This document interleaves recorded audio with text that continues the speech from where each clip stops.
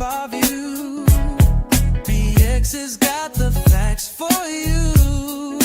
BX the storyteller, bringing the spark. No one does it better.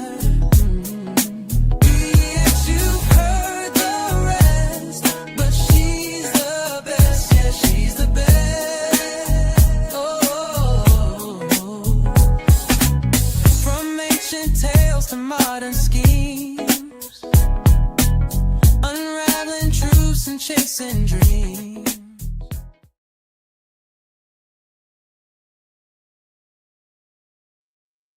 Rich rising, I see reparations on the horizon.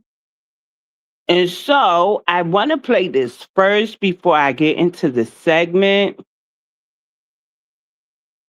And this is about a Black American owned, a foundational Black American owned social media website. I'm not affiliated with them, but I think it's very good that we have these spaces. And from the questions that the young lady asks, he does have a vetting process. So review it for yourself. Don't take anybody's word for it, not even the owner. And if it's a good fit for you, go ahead and get you an account. Fair use. Tell me a man named Jay made an FBA social media platform for us, by us, and we still on Instagram and Facebook. I'll let him tell you. Hold on. Yes, I'm in. Yes, we want to verify that you are FBA. Yes. All right, and where you from?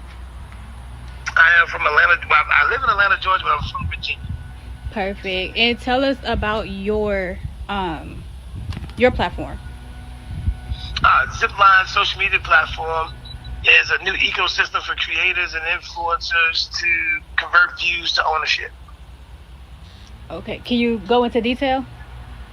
So most platforms allow content creators to just get views and get paid cents on the dollar or whatever the case is, but ownership is key.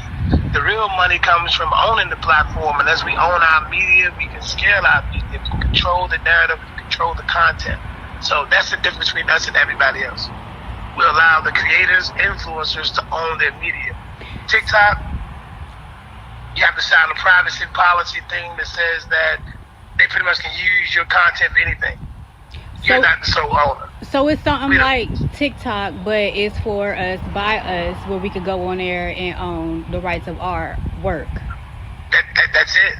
And we have the Zip Shop where you're selling your merchandise and everything, and because that's in beta testing as we speak right now. So you'll be able to post your goods and services, make your earnings, and keep your money on your Zip Shop. Get a certificate state that you're a Black-owned business on Zip Shop and all that, and it goes from there. Now, will the FBAs be verified on your website? Yes. All right, perfect. That's great.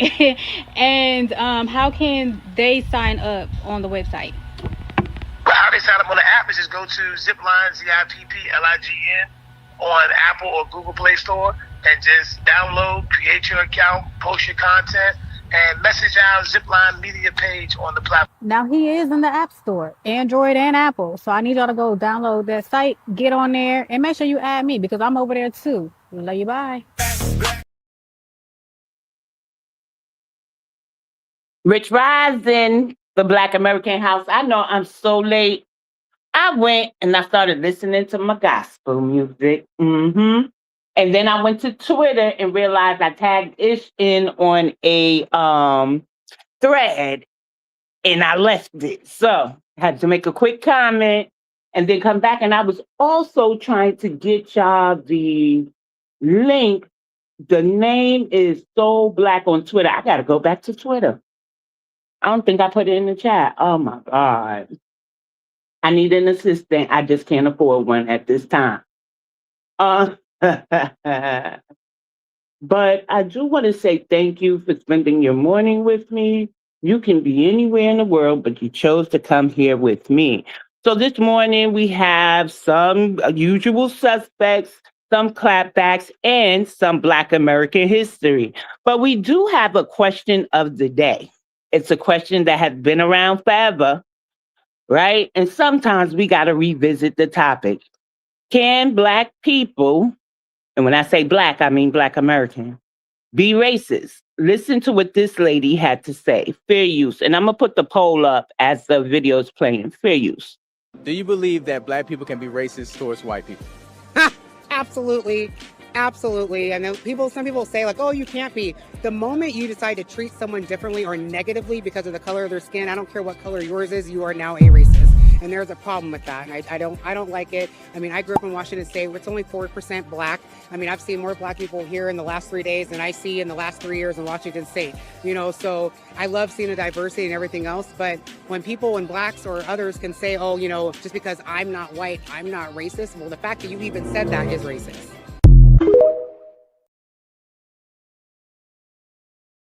No, that's crazy. I don't know. That's crazy to me. We did have a young lady, and I got to tell you, I don't know her ethnic group. She's black presenting, right? And so she went to Merriam-Webster's dictionary, and she had them include a second definition, which showed the element of power behind racism. So collectively, even though we are like the wealthiest out of the melanated groups, collectively we don't have the power as the white folks, right? The Anglos, the antebellums, the Mayflower descendants, the independents, the declarationers. We don't have that type of savagery. We don't. We are the most effective when it comes to fighting them back. We can't deny that. But it's an element of power that Black Americans, and it's a combination of reasons why. We have a good moral compass. We just want to be treated fairly, wage hikes and the wage and fees and stuff like that. We aren't manipulative as a whole, as everybody else. So now I'm going to argue those folks. Everybody else could be racist but us. And especially in New York, when they primarily own the majority of the businesses, and we're going to get into why I found funding allocation to Latino nonprofits that serve Latino areas, Latino communities, the total amount was 30 million, but 11 million goes for the nonprofits who focus on certain areas of their demographics. Now, I asked, did they allow funding or allocate funding to those who primarily service historically Black areas, communities? It said no, right? I used Gemini. I'm going to play it a little bit later in the broadcast. And I said, well, who helped push the legislation to get that funding? They said it was a diverse group and Black Americans are included in that group. And this be the whole dumb shit that I be talking about. They are not systematically harmed like us, subjugated, or face the same poverty. When I could find funding specifically for them, their nonprofits and things of that nature that serves their communities. So while it's a good thing that Nancy Mace, not Grace, is going after the Black Caucus, they still have, she didn't mention the Caribbean Caucus, the Haitian Caucus, or the African Congressional Caucus. When I found out about the African Congressional Caucus, I'm going to say about a year and a half ago, they weren't really congressional. They were not congressional. Now they're congressional. Somalians have a congressional caucus. I thought the Nigerians were fighting for one, but there's no resource that states that. So maybe that's an inside type of scoop. But I want to get into this. We're going to get into my response to this lady, fair use. The only reason why they don't want to give Black Americans reparations is because of racism. Girl, police. Meet my great-great-grandpa, Charles Smith, Union Army, 14th Wisconsin Infantry. He fought 3 bloody battles, 3, to free the slaves. Without these brave men, there might still possibly be slaves today. So what are you gonna pay us? What do we get for the ancestors that we have that believed that all men are created equal?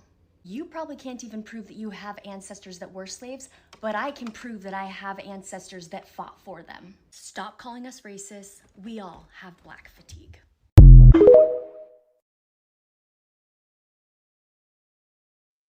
You know I want to cuss up a storm, right, y'all? Y'all know I want to cuss up a storm. Here are the historical portraits, ranks, and service details for these prominent Union soldiers. Major Alexander Thomas Augusta, rank Major, Unit 7th U.S. Colored Troops, Medical Department, details, served as a surgeon and head of a military hospital. Fair use, y'all. Meet the U.S. Army's first Black surgeon, Alexander Augusta. Augusta. That did say the Civil War, correct? So, I mean,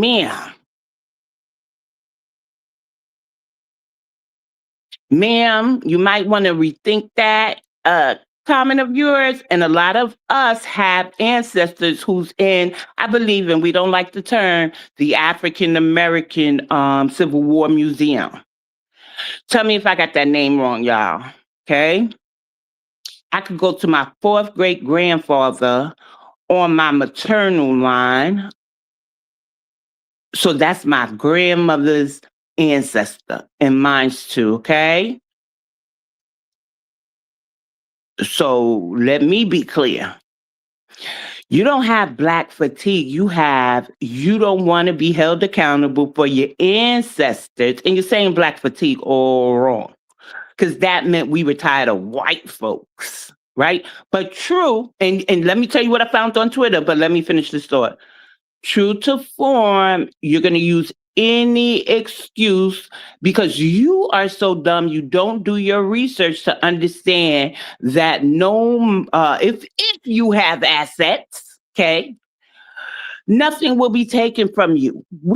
That comes from public taxes. Your taxes won't be raised because everybody and their mama's getting funding. Like, go over there and bother the Latinos. Don't come over here bothering us. They ain't put as much work in this land. And go do your research. I just can't stand them sometimes, y'all. When they do that, they fought for the Union, but the war wouldn't have been won without us. Does that make sense, y'all? They needed us. But let me see what else I have here before I get. It took me so long. I told everybody I'll be live by 8. Oh, I gotta play this video. I'll be live by 8. Then that turned to 9:30, and now it was 10:25 when I started going live, y'all. I'm sorry. I just keep finding stuff, and I'll be like, "Ooh, let me talk about this. Ooh, let me talk about this." I got to get more structured, but I thought this was the perfect response. And it's not even a response to her. It's history. When they say we don't know where we come from, we don't own land, we don't have this, we don't have that. Meanwhile, all they have is a poverty flag, waving it on these apps and living in our communities, displacing us. Fair use. Only a few days ago, America turned 250 years old, and my great-great-great-great-grandmother, Nancy Carter, was born in 1785, and that makes her the oldest person to ever live in the United States. She was born into slavery and lived to see it end. She lived through slavery, the Civil War, emancipation. She saw railroads get built, automobiles, and she lived to be 125 years old. And my family's history is a real American story. And this is Cousin Sharon. Her family has owned their land for 189 years, and her grandfather bought 250 acres for 50 cents an acre and built a school my family went to. And this is a Pleasant Hill School. I commissioned all these desks and set it up the way it looked when I was a child. I was able to go back in time and sit in the seats that my grandparents sat in to get educated. I get to live on my land that's been in my family for 134 years. My family, Sharon, gets to live on her land that's been in our family for 189 years. This is my...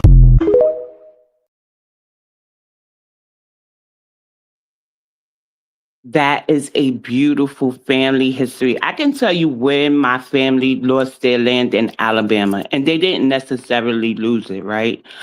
So my great grandmother transitioned early in her life, but she left 5 children, right? 4 boys, 1 girl. The girl was my granny. But it was her husband who was from Alabama. I believe she died of a broken heart, to be honest, because she found out about another child, y'all. He left her, right? But he was very much a part of their lives. So I go to Alabama now, and I find out um, where my second great grandmother used to live and things of that nature, right? So when my great grandmother transitioned, she took my grandmother's youngest sibling and raised him in Alabama. When she transitioned, all of the siblings had owned the land and they got together and sold the land. That's what my aunt told me.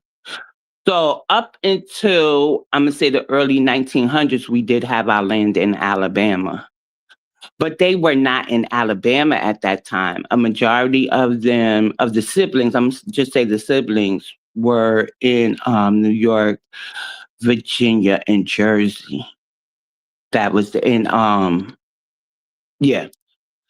And so we were landowners, like ancestral landowners, up until the early 1900s. So to date, what we do is we go and visit it. Once we started getting into our genealogy, I know I corresponded with a cousin from Virginia. I believe that's like my second cousin or something like that. And he went out there to see the land. Now, this is why I say I can't put dates and times and make a schedule. You know how long I was supposed to do my genealogical trip? That meant go visit Alabama. They also have a family plot there. So we have ancestors in one burial ground out there. I was supposed to do this. And every time I made plans, it never go out right. So I was supposed to visit three major places, right? The Carolinas and Alabama. I ain't get there yet, y'all. You know where I got to? Georgia. I don't even know why I went to Georgia, but I know why I went to Georgia. It was economically better for me than living in New York in 2016. Now I moved back home because I was so homesick, and one of my children needed assistance. So, and they were fairly young.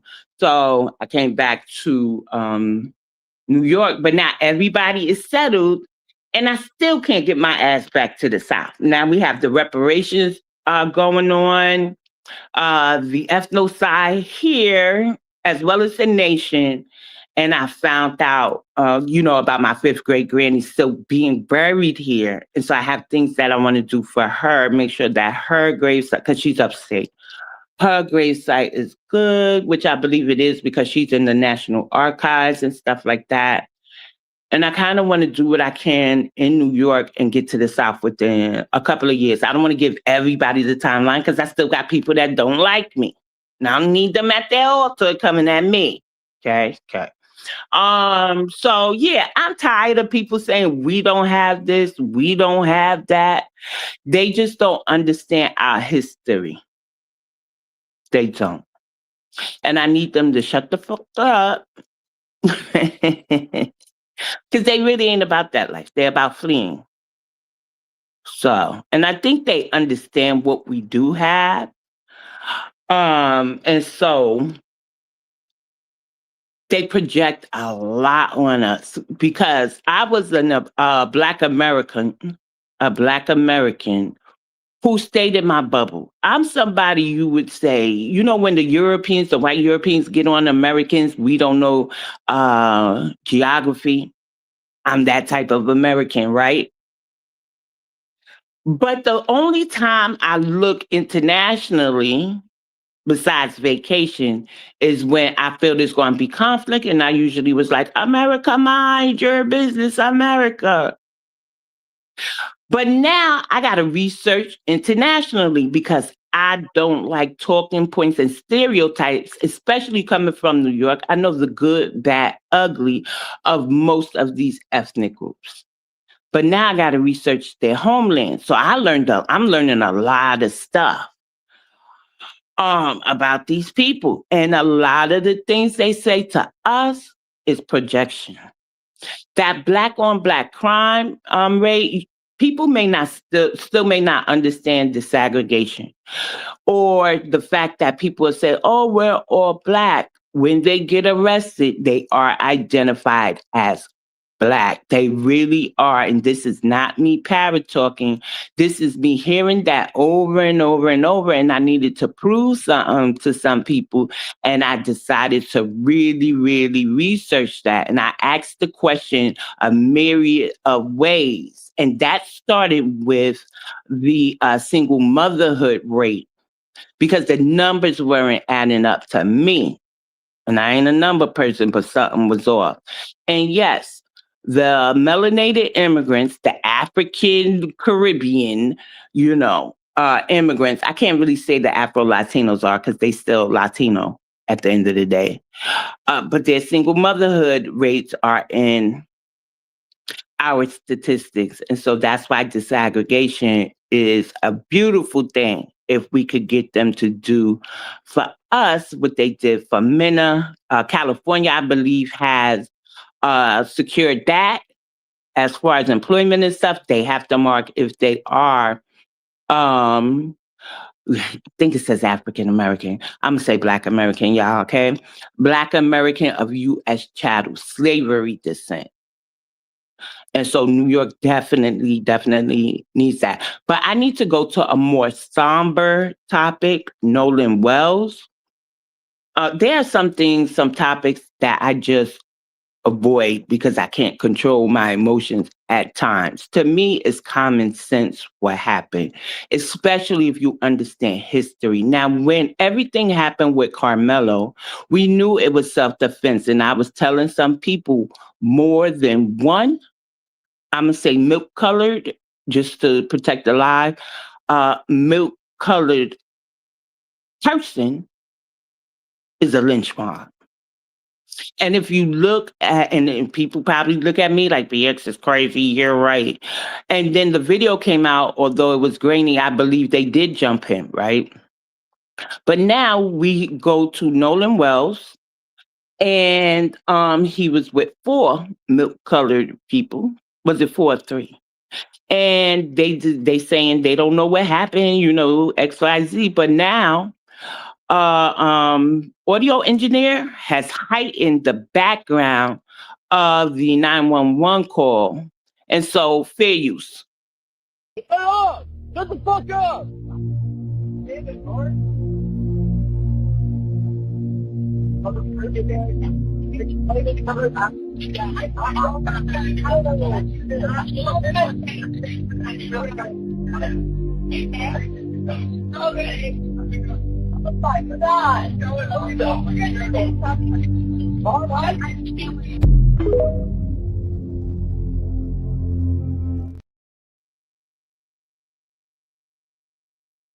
So from a transcript I read, it did ask, was he, gone? So I don't know what's going to happen with the case now, if they're going to say that it's credible, if they're going to lie. I'm going to get to some of your comments before they start disappearing. I'm on my laptop, so they only go up, but so much. And so shout out to everybody who has entered the chat. I see Maxwell Jenkins. He said, white tea people don't deserve explanations or conversations beyond reparations and tangibles. Same thing for Coons and Tethers with the Black Power fist. I'm with you. The Black Americans House says, don't beat yourself up, BX, just pace yourself. Allie Davis says, hey, BX, just I missed you. You thought you missed the live? No, I went live for like half a millisecond and forgot. I thought I forgot to download 2 topics that I wanted to talk about. Let me put them up on the screen now that we touched on Nolan Wells. So I am following the case. I'm just not really speaking on it too much, but I wanted to come out and show that they did clear up or enhance the audio. And it says a totally different story than what the milk-colored people are telling us, right? So let me finish your comments, and then I'll put the next picture up on the screen. Ali says they can't argue with facts. The Black Americans House says, and they try to compare Black Americans migrating to other parts of the same country as to immigrants migrating to a completely different country as the same. It never made sense. Correct. Global knowledge is good when you read the entire KJB. It tells us a lot. Many don't want to read the Bible for themselves, but it helps connect the dots. Let me tell you something, Ali. Love you. I went to Catholic school for 10 years. I had to read the Bible every day. We had religious class. I know it's different than the way that you may interpret the Bible and stuff. I still read the Bible, but for Psalms and Proverbs, it's a tool to feel better, to combat certain things for me. I do believe in hoodoo and practice hoodoo, which some practitioners rely heavily on the Bible. But other than that, I don't understand the tribe. I'm gonna just be honest, and I don't really want to talk spiritually, really, but I don't understand the Israelites. Now, Bohemians are Israelites. The Mexicans are Israelites. They all are part of of the 12 tribes and stuff. And at this day and age, if you break down Black Americans ethnic groups, right? I don't want to say sub ethnic groups because some people get upset when we say that. But if you go Black American, American Indian, the tribes, the Creoles, the Gullah Geechee, we are the 12 tribes because it's like 26 ethnic groups within our main ethnic group. I don't need to look to Puerto Rico to be a part of our tribes. I don't need to look to the Bahamas. So that sometimes it just gets confusing. Plus, my first interaction with the Hebrew Israelites was 125th Street, the camps. And I hear there's a difference in them. So I do look at the resources when I have time. I do. Because some things do resonate with me. Okay, I will. Hey, Jackie. Hey, sister. So thank you for entering the chat. I want to say happy heavenly birthday to our sister, Nikki. Yeah. So Ali says, yeah, I do miss her though, especially when I would write like a message to her. I get long-winded talking and writing, and she'd be like, BX, I like to read, but I have to be in the mood. Can you put it in a voice note, please? You know, I'm paraphrasing, of course. And then Ali says, I'm learning more about how 7 nations came against America to colonize it and how it was kicked off by the Catholic Pope. Yeah, and I went to Catholic school. My parents, they had not a traditional religion. They didn't really have no religion. They felt like heaven and hell was here on earth. Now today, my mother's all in the church, and I'm like, this is weird, But they sent us to Catholic school because the education system was better in the 80s, right? So that's how I wound up in Catholic school. And then the Black Americans House says, oh, Lord, 125th Street in Harlem, a lot happens on that street. Yep. And Jackie says, rest in peace to Nikki, to our sister Nikki. So I wanted to touch on that, but I want to get into this. Fair use. It didn't change yet. It's not showing on this screen here, but it's showing on my StreamYard. Let me see. I have 2 that I want to talk about. So can y'all see the hip hop artist on the screen?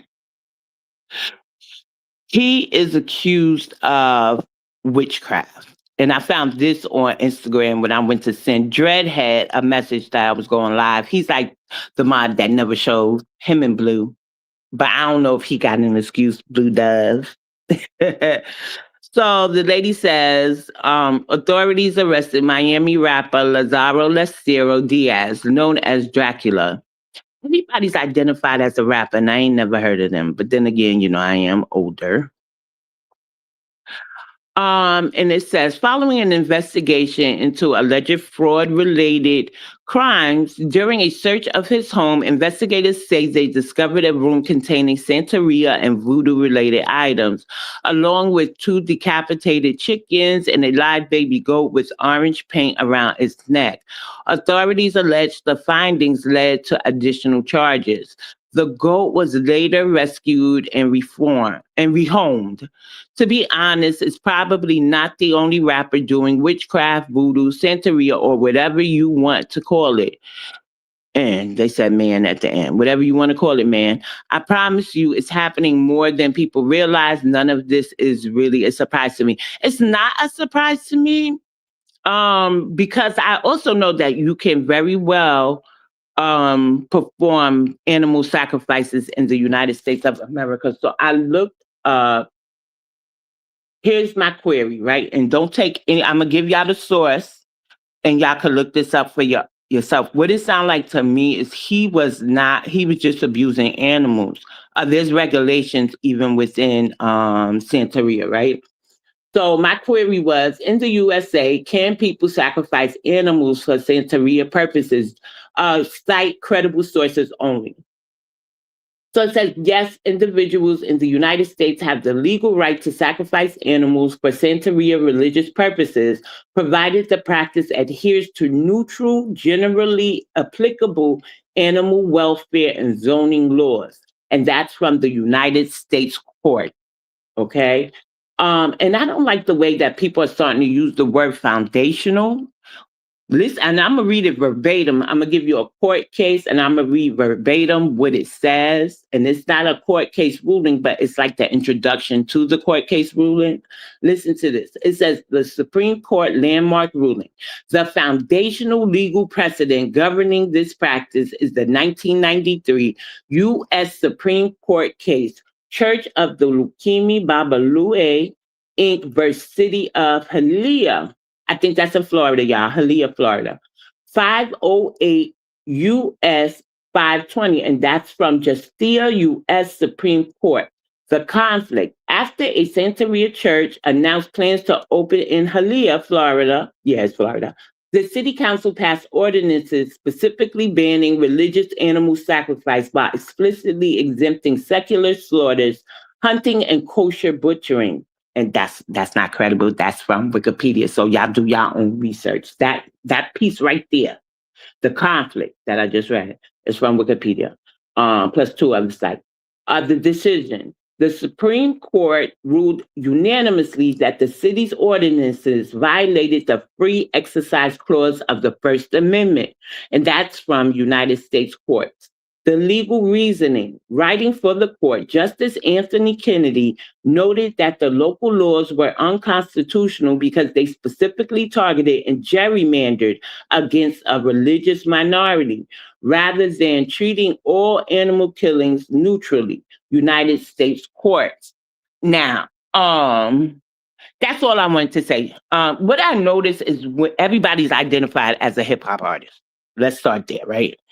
And they don't very well be. I don't know who this Dracula guy is. I don't think I care to know.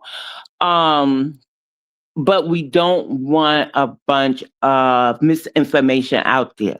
So in the United States of America, you can, within the law, you can sacrifice animals, and they did mention hunting. So they said basically what I got from it, if you're only gonna penalize a religious, a small minority of a religion for animal sacrificing, but you're not doing it to all, such as hunting and stuff. So there are guidelines even within Lukemi, Santeria, and the other ATRs.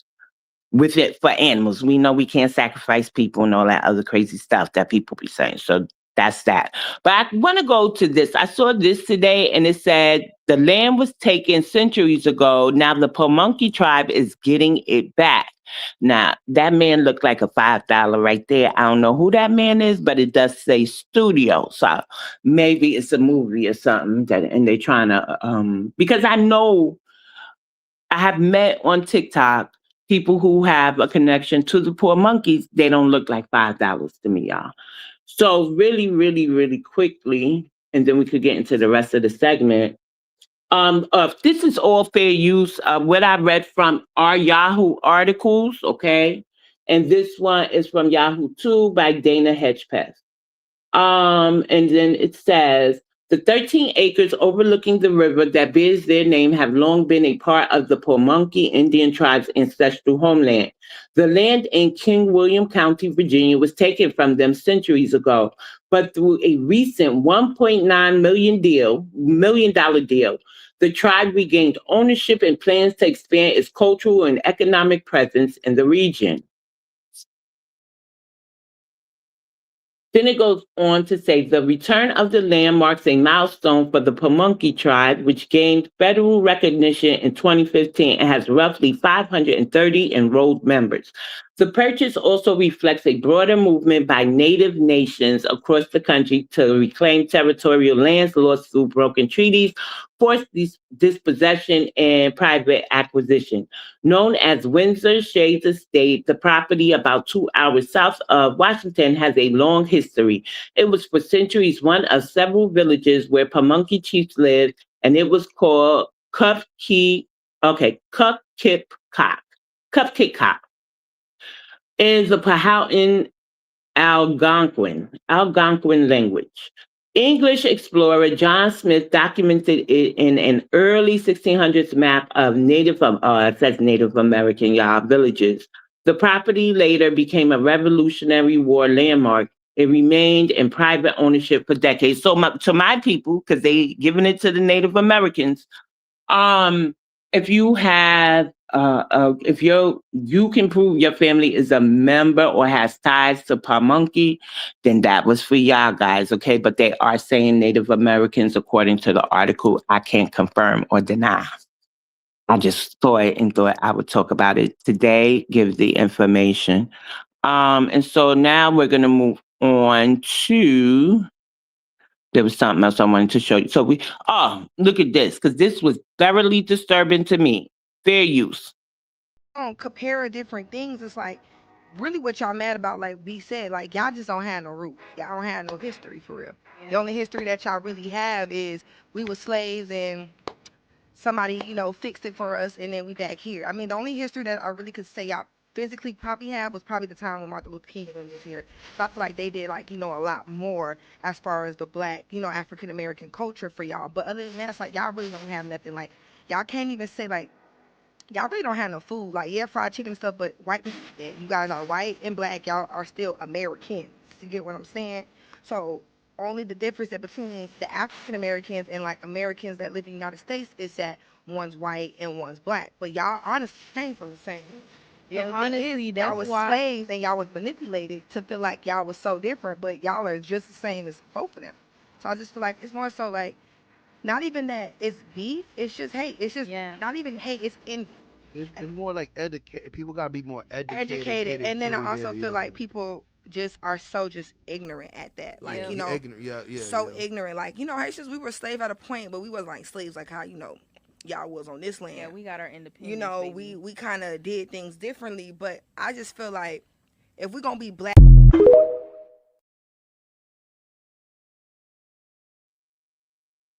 Oh, good morning, sister, Miss Vita.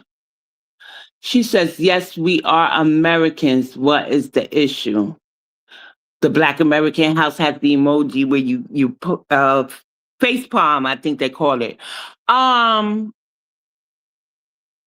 I like this young lady, and I don't think she was talking specifically to the video that I just played, but I'm going to use it specifically for the video that was just played. Fair use. Coming at me with this, we have our own country shit where you keep fucking leaving it. I have my own country too. I'm in it. I was born and raised in it. But if your country's like if you're better than us because you have your own country, why the fuck are you not in it? You guys keep fucking leaving it. Come in here. Shut the fuck up. That's it. That's the fucking post. I'm tired of y'all too. Yeah, see, that's beautiful. We ain't even got to explain history, but in case that didn't satisfy the people who felt like the Caribbean, the Haitian that was just talking, shout out to Tethers of TikTok. I did get this from him. I said he got to put a warning sign on it next time. So if you're eating and you got a weak stomach like me, I suggest you move your plate or something, because fair use. Without further ado, Afterbirth and Rice, presented by Tethers of TikTok.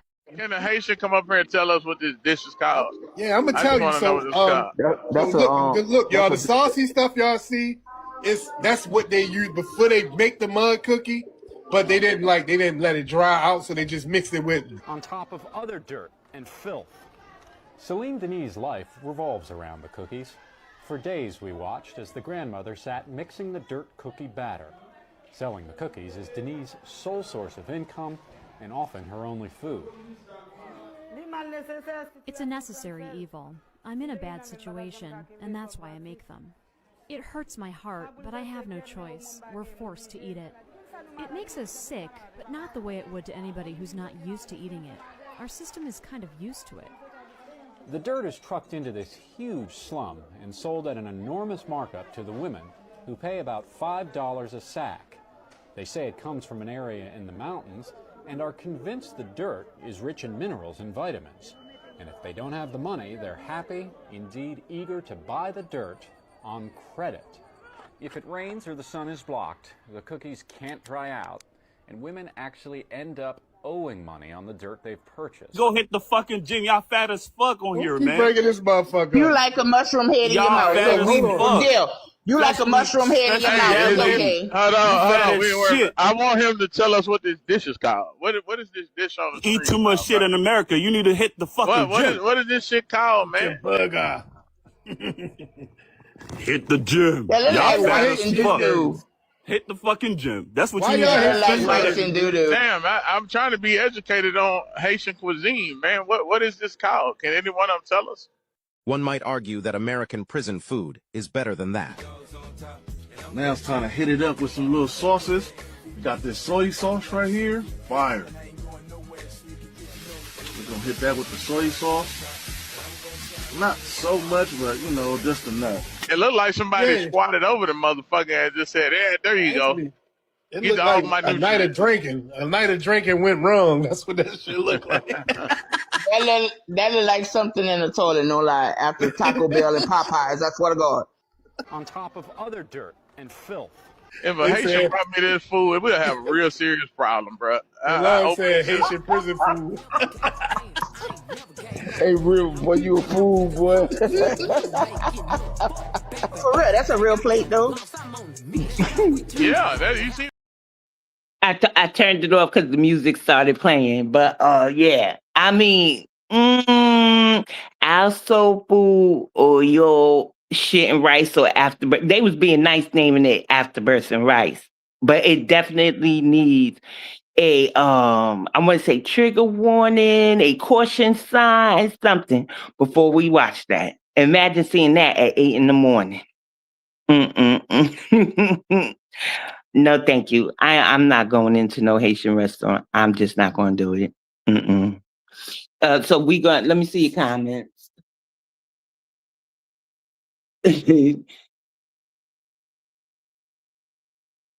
So Ali says they're basically eating shit. The Black American House says, what about Black American soul food? Meanwhile, y'all eating dirt cookies.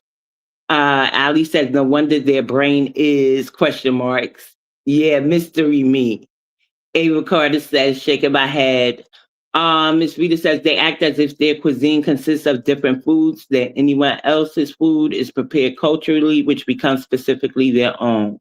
Right. How do you owe on dirt? Correct. I said, oh my God. I don't know how you owe on dirt, but she owes on dirt if it rains, y'all. But fair use, we're gonna move the topic along. Fair use.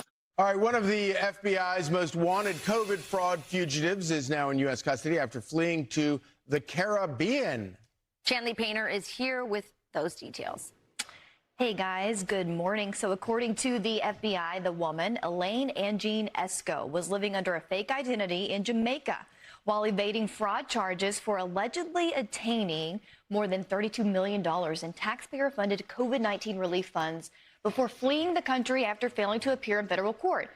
41-year-old Esco was indicted in 2025 on charges of conspiracy to commit wire fraud, conspiracy to commit money laundering, and multiple counts of money laundering.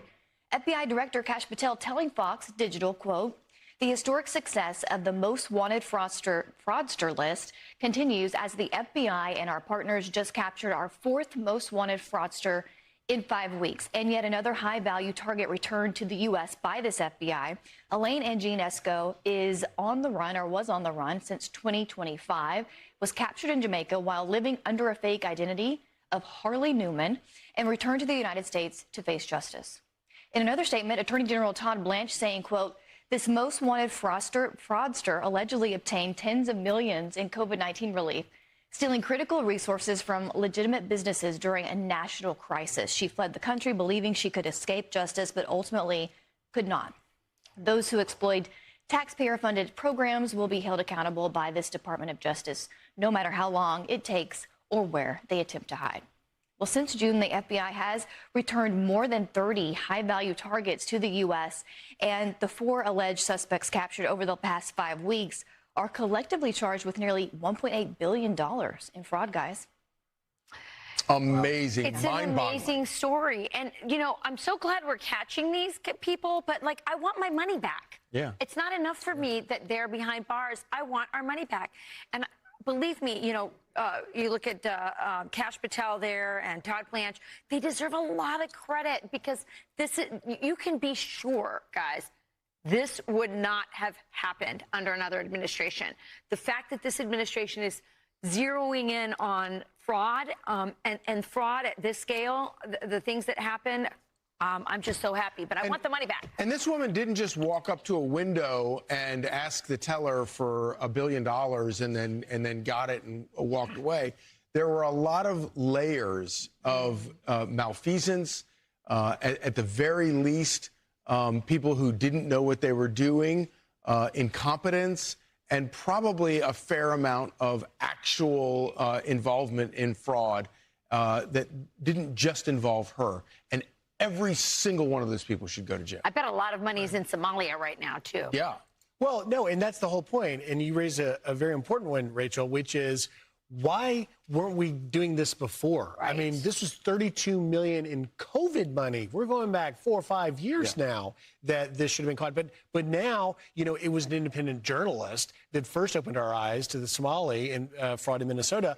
But now with Vice President Vance leading this task force and this administration saying, no one did this before, it's out of control. But the layers you mentioned, Charlie, what else don't we know? I mean, she can't be an outlier. Right. Yeah, really smart, by the way, of J.D. Vance to put his political capital behind this topic. It is very popular, very smart move. Yeah, in Washington, it may seem like a partisan issue. It's not. Among actual voters, everybody hates this. 100%.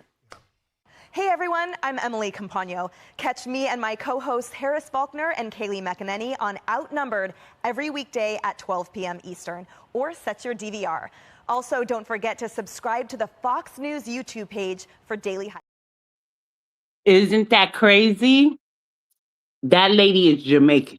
So like I said, I don't like when they project on us, and I usually mind my business. I be in my own little bubble and stuff, but then I got to get to researching their folks in their country. And then they bring their little grimy ways here to the United States of America. We're in our homeland. Don't worry about what we got going on. Worry about the people who are causing us to sit on the couch, causing us to not lift our voices to help you in your plight. Because like the prompt here says, remember, not all immigrants are tethers, but all tethers are immigrants. And it's the tethers that are fucking up the real, true immigrants that don't want no smoke. Their voices aren't loud enough. Right? You better wrangle your people in order and help us push for the disaggregation, because y'all got to get out of our stats. Or else you're going to keep facing all this other stuff. And Jamaicans, to be honest, have been being deported since forever. Who do you think I be talking about when I say, since I was a teen, people come and go. Some went to the UK, some went back to Jamaica. I don't hear the UKians crying though when they get deported, but the people in Jamaica who get deported back there are crying. They got that whole. Buju made a song about it, talking about when they get deported because they did X, Y, and Z over here, right? Over here, they're their hope if they're still over there in Jamaica. Their hope to bring them here. Their hope to send them money in barrels. And so now you fuck around and you get deported. You think those people really gonna treat you nicely when you get back? You wasn't on vacation, homie. So I think everybody needs to be easy when they speaking on Black Americans, when I could do this here research and find out the crime, the theft, the fraud, the I'm gonna say unaliving that y'all are doing over here. The gangs that's still over here. Don't think the Showers Posse, it got disbanded fully. They have small sects here in New York, New Jersey, Pennsylvania. There's a southern state, but I don't want to say the southern state because I got to look it up again. The Zopound isn't only in Florida. It's in New York and some other northern states. Okay? So stop with all that. What about black on black crime? Until you address your crime that's in our crime rates. Don't project on us. I don't like it. Fair use.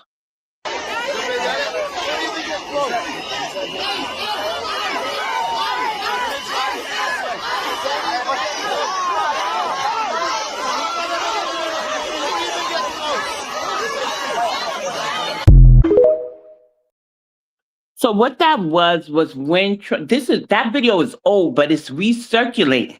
And people are saying, yeah, they thinking the Somalians are going to be put on a train, but that's not true, really. It's caught up in litigation. So we don't want false information about the TPS and stuff getting by us or getting out there, because we have to remain vigilant on that, just so it won't remain tied up in court cases. They got to go. But maybe the United States of America is trying to get Ilhan Omar out. So I'm going to let the litigators, the lawyers, the this, that, and the third do their thing when it comes to the Somalians.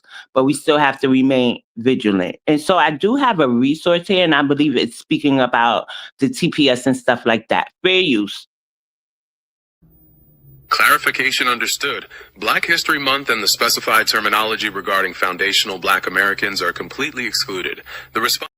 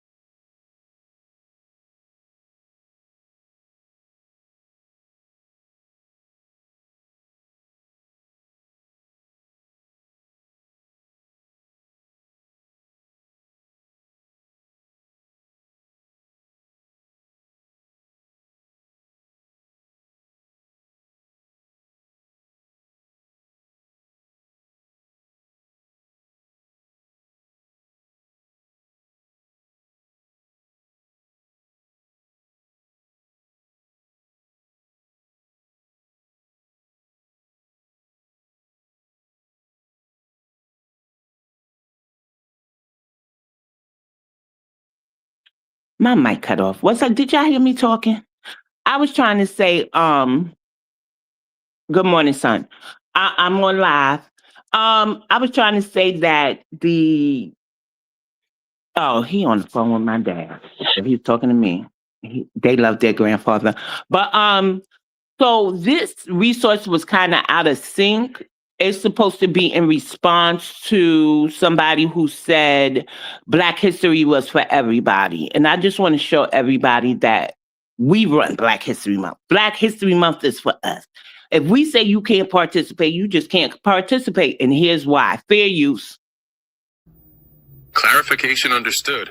Black History Month and the specified terminology regarding foundational Black Americans are completely excluded. The response now covers National African Immigrant Heritage Month, celebrating those who migrated from the African continent, alongside Caribbean, Haitian, and Latino Hispanic Heritage Months. Additionally, a detailed list of major ethnic and national groups that publicly celebrate their Flag Days and Independence Days across the United States is provided below. Across major U.S. cities, numerous ethnic and national diaspora communities hold public parades, flag-raising ceremonies at city halls, and cultural festivals to mark their sovereign Flag Days and Independence Days. For the African diaspora and continental ethnic groups, Haitians celebrate Haitian Flag Day on May 18th, Nigerians celebrate Nigerian Independence Day on October 1st, Ghanaians celebrate Ghanaian Independence Day on March 6th, Ethiopians celebrate Ethiopian National Day on May 5th, Jamaicans celebrate Jamaican Independence Day on August 6th, Trinidadians and Tobagonians celebrate Trinidad and Tobagonian Independence Day on August 31st, and Cape Verdeans celebrate Cape Verdean Independence Day on July 5th.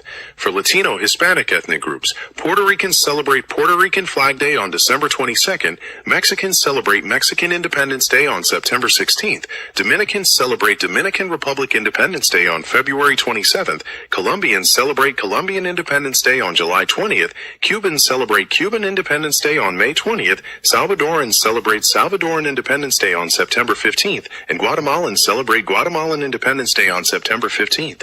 For European, Asian, and Middle Eastern ethnic groups, Irish celebrate St. Patrick's Day on March 17th, Italians celebrate Columbus Day in October, Filipinos celebrate Philippine Independence Day on June 12th, Indians celebrate India Independence Day on August 15th, Poles celebrate Polish Constitution Day on May 3rd, Greeks celebrate Greek Independence Day on March 25th, and Armenians celebrate Armenian Independence Day on September 21st.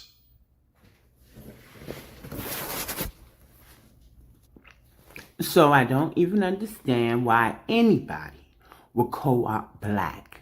And so if they don't know, send them this resource, please.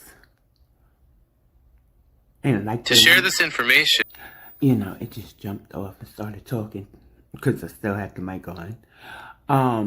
Send them this resource, and just like they want to disband the Congressional Black Caucus, the Asian Caucus, the Hispanic Heritage Caucus, they should go ahead and disband these national months, except for Black American. They ain't fight. Yo, I be tight when I be listening to all the things that, like the audacity to tell us that we don't own Black history, and they got, you heard all them National Flag Days, Independence Days, Heritage Months, and all, and it's not the Hispanic Heritage Caucus, it's the Congressional Hispanic Caucus. They have all these things, all these spin-offs and things that we did, right? They've been delineated from us.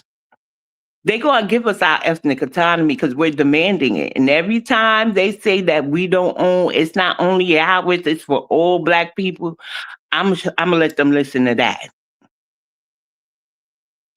Sometimes I think it's a matter of education for some, but the majority of them can't be this stupid, y'all. And so I kind of want to remind everybody of what our mayors and politicians are doing.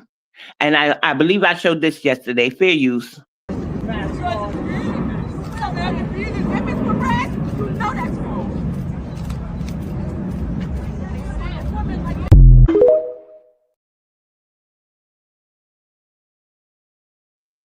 Now, I believe that's a Black presenting man. I can't be certain, y'all. But our politicians are ready to give it all up and get in between ICE and who ICE is going after. Really weird times. I've never really seen politicians act like that now. I don't get it, but fair use. The people who are from the people who are the descendants of the transatlantic slave trade have a different stake in this country than those who volunteered to come over here. Let me say that again.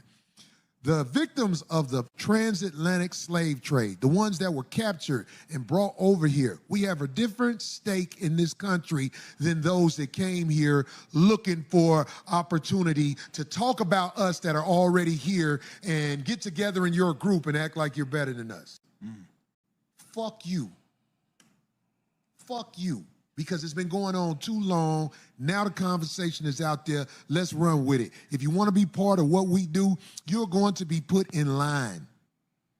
It's time for you to be checked and put in line where the people who have real motherfucking stake in this nation, who was our ancestors were beaten. Now, these weren't our ancestors. These is our direct family. This is our direct family. They were beaten and killed building this country. Y'all didn't come back to get us. Then when it's safe, y'all come here and talk shit. Man, get your hoe ass out of here, Mr. Gaiman.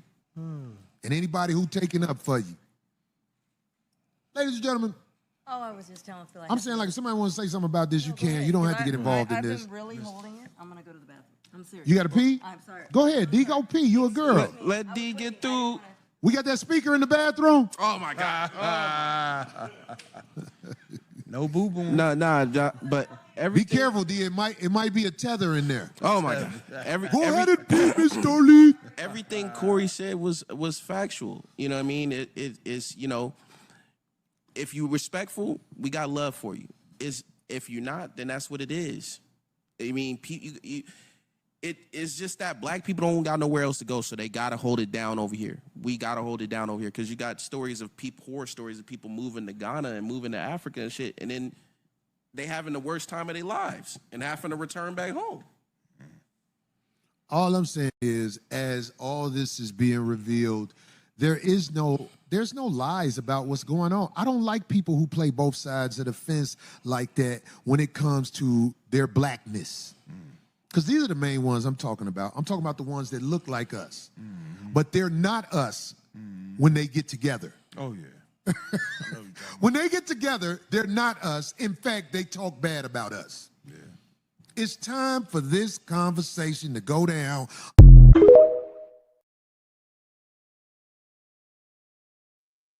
Okay, Jackie, don't forget to call me later. So let me read your comments. Sister Jackie and Brother Maxwell do have to leave. They have other appointments, but they'll be listening, right? I played Corey Holcomb because he said it best. We have stake in this country. Others really don't. And then Safer says, everyone else has their own Independence Day, but want to cry about FBA's separate days events. The way they co-opted it, Juneteenth, it really pisses me off. Ali says, the Mexicans got a caucus too. They already got paid. Lulak. On Leah says, yes, get rid of them all. Safer says, I'm so glad he got arrested for blocking ICE. Ali says, I saw a clip of youths attacking ICE. Were they FBAs? I hope not. I have not seen that clip. I want to know what's going on with our youth. Only Yes is laughing. Jackie says, BX, she has to go. And she tells the chat to have a wonderful day. So while y'all are listening to the program, please like, share, and subscribe if you haven't already. Check my bio for all calls to actions, ways to support the platform through Cash App and PayPal. And I think I put Venmo in there, not sure. Also my other ventures like urban fiction. If you're into urban fiction, I am working on a historical fiction book, but that's not slated for release yet. What else we have? I have a merchandise and it says We Built This Nation. So check that out, y'all. Ruby says, hey, everybody. Hey, Ruby.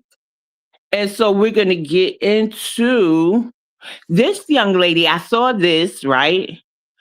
And before I get into the clapbacks of the tethers, I saw this young lady on a video.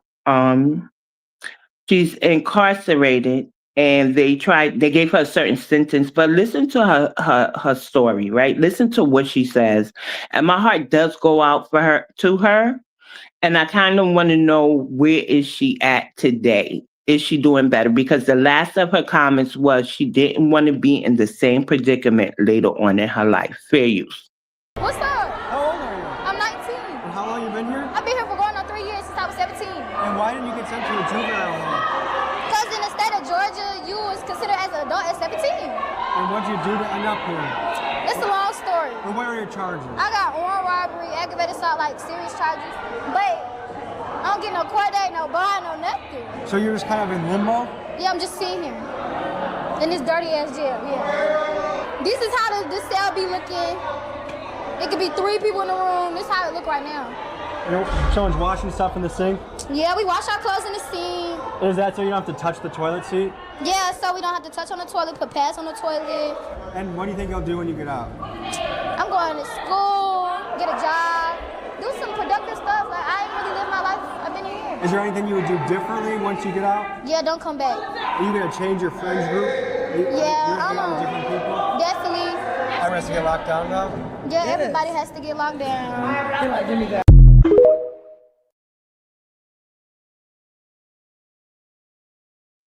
Yeah, they said no court date or anything. She's just sitting there. Now, I don't know how old the video is. I just found that on TikTok. I kind of want to answer Only's question. Why the CBC isn't all FBA? So when you really do the research of the CBC, like the origin, it was created in 1971 by Black Americans and also Shirley Chisholm. Shirley Chisholm is the one who, opened it up to include the Caribbean. They use that term broader, right? And I always tell you, when you see that term, be prepared for some bullshit. See that term there, broader. When I ask about politicians, I say, give me their policy. Do they focus on just foundational Black Americans? Sometimes I say U.S. freedmen, and sometimes I say U.S. chattel slavery descendant.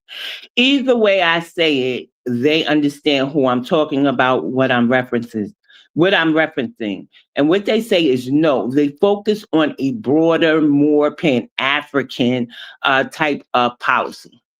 So when you're researching your candidates, because I keep telling y'all, and this is not me encouraging you who to vote for. This is me encouraging you on why to vote and what to look for.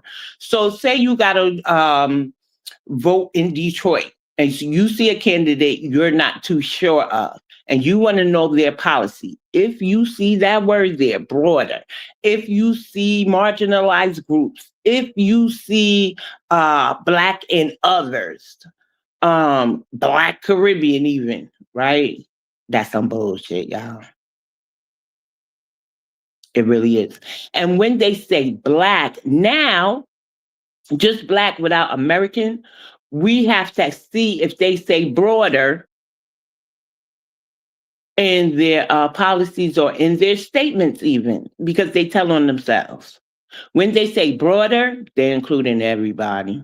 Caribbeans, Africans, no matter where you come from. And we do know some Afro-Latinos will say, well, I can say the N-word because I'm Black. I'm an Afro-Latino. So are they getting, that's something good for us to look into too. Are they riding our backs that way with the broader term? Are they included in certain aspects of our set-asides, policies, funding even, that's supposed to be allocated to nonprofits, which the Latinos just received, in the South Bronx at least, right? Just received a $30 million allocation, and $11 million will go to nonprofits that serves or services the Latino communities. So I want to hear that we're all subjugated the same. Now, Trump just endorsed a man named Hassan. I forget his last name. I think I did try to look into if he is a foundational Black American, but I don't see it on my laptop tab. But I want y'all to hear this. He's from Pennsylvania. So in the North, right? So I'm going to say New York, New Jersey, Connecticut, and Pennsylvania. we do have small number of people that won't connect to the South, right? Because when the Great Migration happened, there were already ancestors here in these places. So, but we still have to do the research to find out if they're still foundational. They'll still be foundational, right? Now if they come from like the Caribbean, Africa, stuff like that, they're not foundational. They didn't go through every vestige of slavery that there was. And so his lineage is undetermined at this time, but Trump did endorse him. But Trump already pissed me off when he endorsed the Trinidadian from Florida. I'm like, you couldn't put a Black American in there because the Trinidadians' work in Florida, right, has been heavily focused on the Caribbean. I think I showed that on TikTok on one of my posts. So Trump is putting people or backing people, but is he backing the right people? We all American first, but now we got to go the extra layer. Are they Black American first? Or are they American first, or are they Caribbean centered or African centered? We got to look into that. Somebody get the word to Trump. Okay. Thank you. Only says BX, thank you for this information. No problem. We got to stay informed. So that way, that's how information spreads. Correct information. I want you to always double check me. And then tell me if I have something wrong, if something is missing, so I can learn too or correct the information that I'm giving out. But I actually go to the resources, you know. So, but still, come back and tell me what you think about it and all that good stuff. But fair use. Talk about the American dream. Born and raised in Flint, Michigan, the birthplace of General Motors.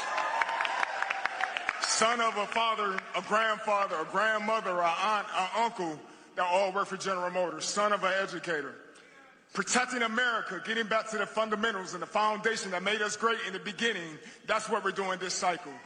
The contrast is clear. The time is now. If you love America, make noise. If you believe in first responders, make some noise. If you back our military, make some noise. And if you're proud to be a conservative, okay, I found it. I pulled it up.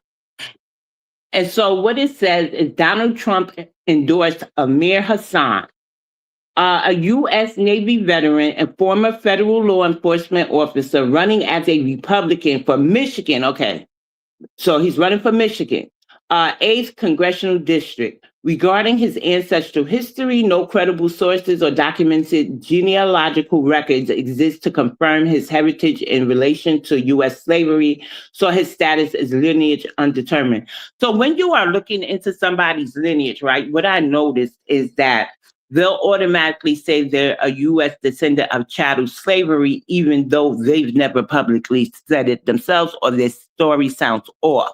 So I directed Gemini that if they never said they descend from U.S. chattel slavery era, because we know not everybody was enslaved, we do have free ancestors, right?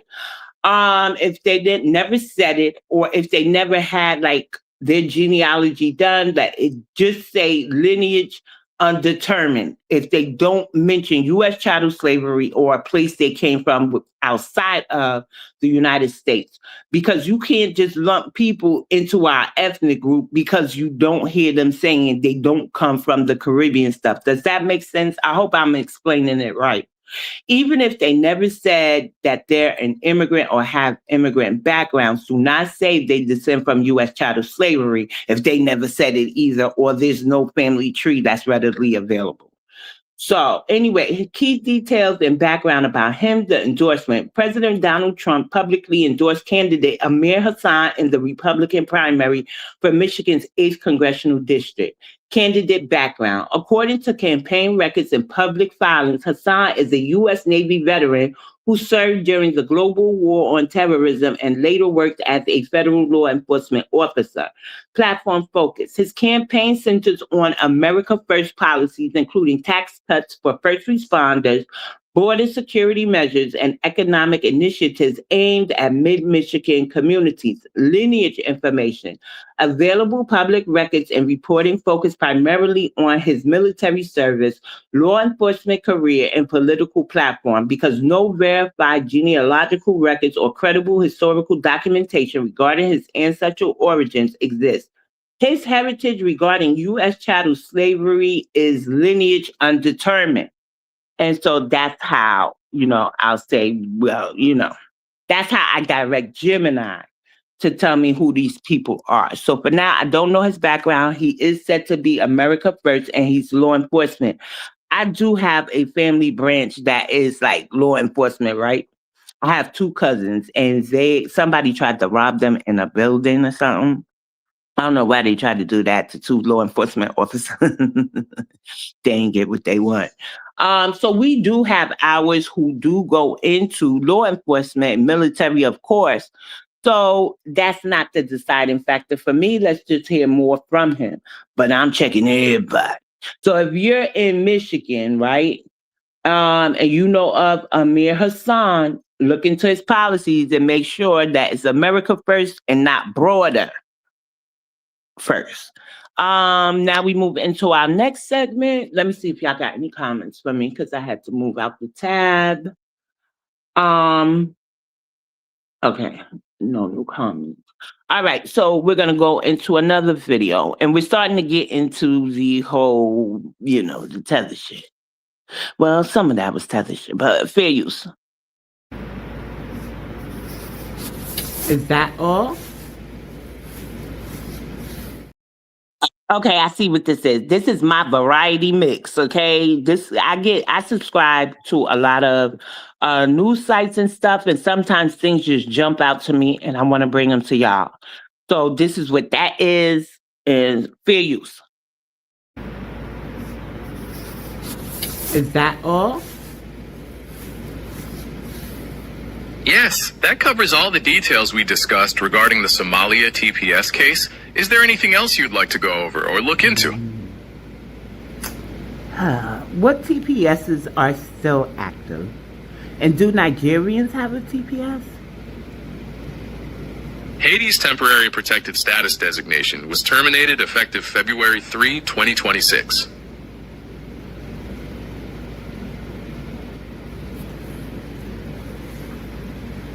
I understand your frustration, and I apologize for any confusion. To clarify, the U.S. Supreme Court ruled that the government can end temporary protected status for Haiti and Syria, and the administration has sought to terminate these designations. However, the effective termination for these countries has been subject to ongoing legal challenges and court orders, meaning that protections are still being litigated.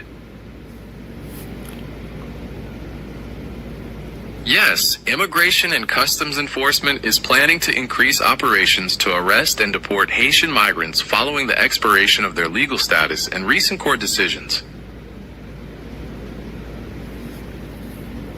Structured labor migration programs typically involve bilateral agreements with various countries, so they aren't limited to the United States. The goal is to create safe and legal pathways for employment abroad in different regions.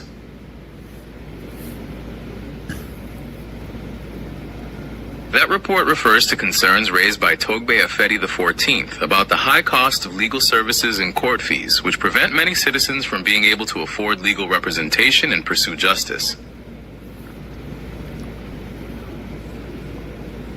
He is talking about the ability for all citizens to use the court system to resolve disputes and protect their legal rights, regardless of whether they can afford high legal fees. No, this is about the legal system and ensuring citizens have fair access to the courts to resolve disputes, rather than reparations for historical injustices. That $11.3 million funding in the Bronx is part of a specific state investment called the Lucha Equity Fund, which is focused on strengthening community-based organizations serving Latino communities. I don't see any current mentions of a comparable state fund specifically dedicated to foundational Black Americans in New York at this time. Of elected officials, nonprofit organizations, and community stakeholders successfully advocated for a $30 million investment in the state budget specifically for groups that serve Latino communities. The coalition includes various elected officials who represent districts in the Bronx, and the officials in that area come from diverse backgrounds, including Black Americans. Award is the Mexican Border Defense Medal, which recognizes service members who deployed to the southern border to support U.S. Customs and Border Protection. The service members who receive this honor come from diverse backgrounds, so while some may be Latino, there isn't specific demographic data for the entire group.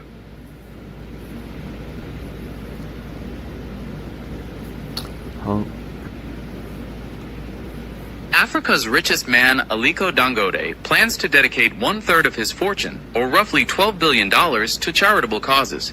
His family, including his daughters, has publicly backed this move, which is a significant step in integrating philanthropy into their long-term succession planning. Former Honduran President Juan Orlando Hernandez, who led the country from 2014 to 2022, was extradited to the United States in February 2022. In March 2024, a federal jury found him guilty of drug trafficking conspiracy and firearms offenses, and in June 2024, he was sentenced to 45 years in prison. On November 28, 2025, President Donald Trump announced he would issue a full pardon, which was formally granted on December 1, 2025, after which he was released. He has since returned to Honduras.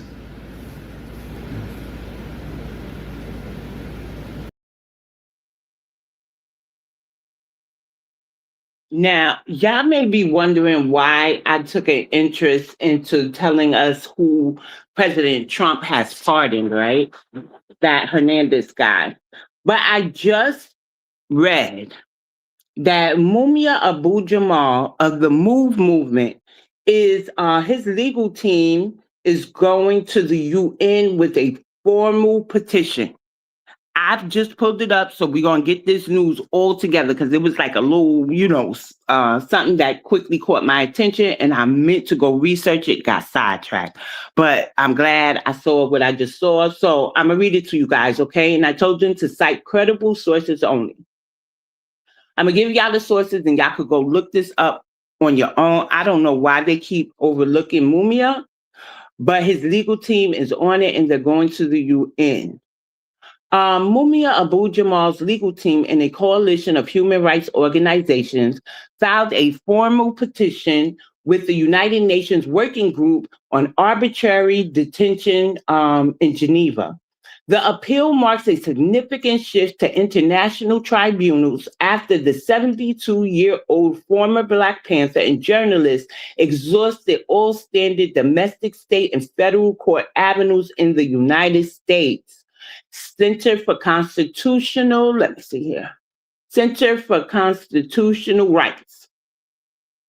The core of the UN petition, the 20-page legal submission, argues that Abu-Jamal's 44-year imprisonment violates international human rights standards. According to documentation published by the Abolitionist Law Center and the Center for Constitutional Rights, the plea requests that the UN body condemn his continued detention as arbitrary and unjust under international law.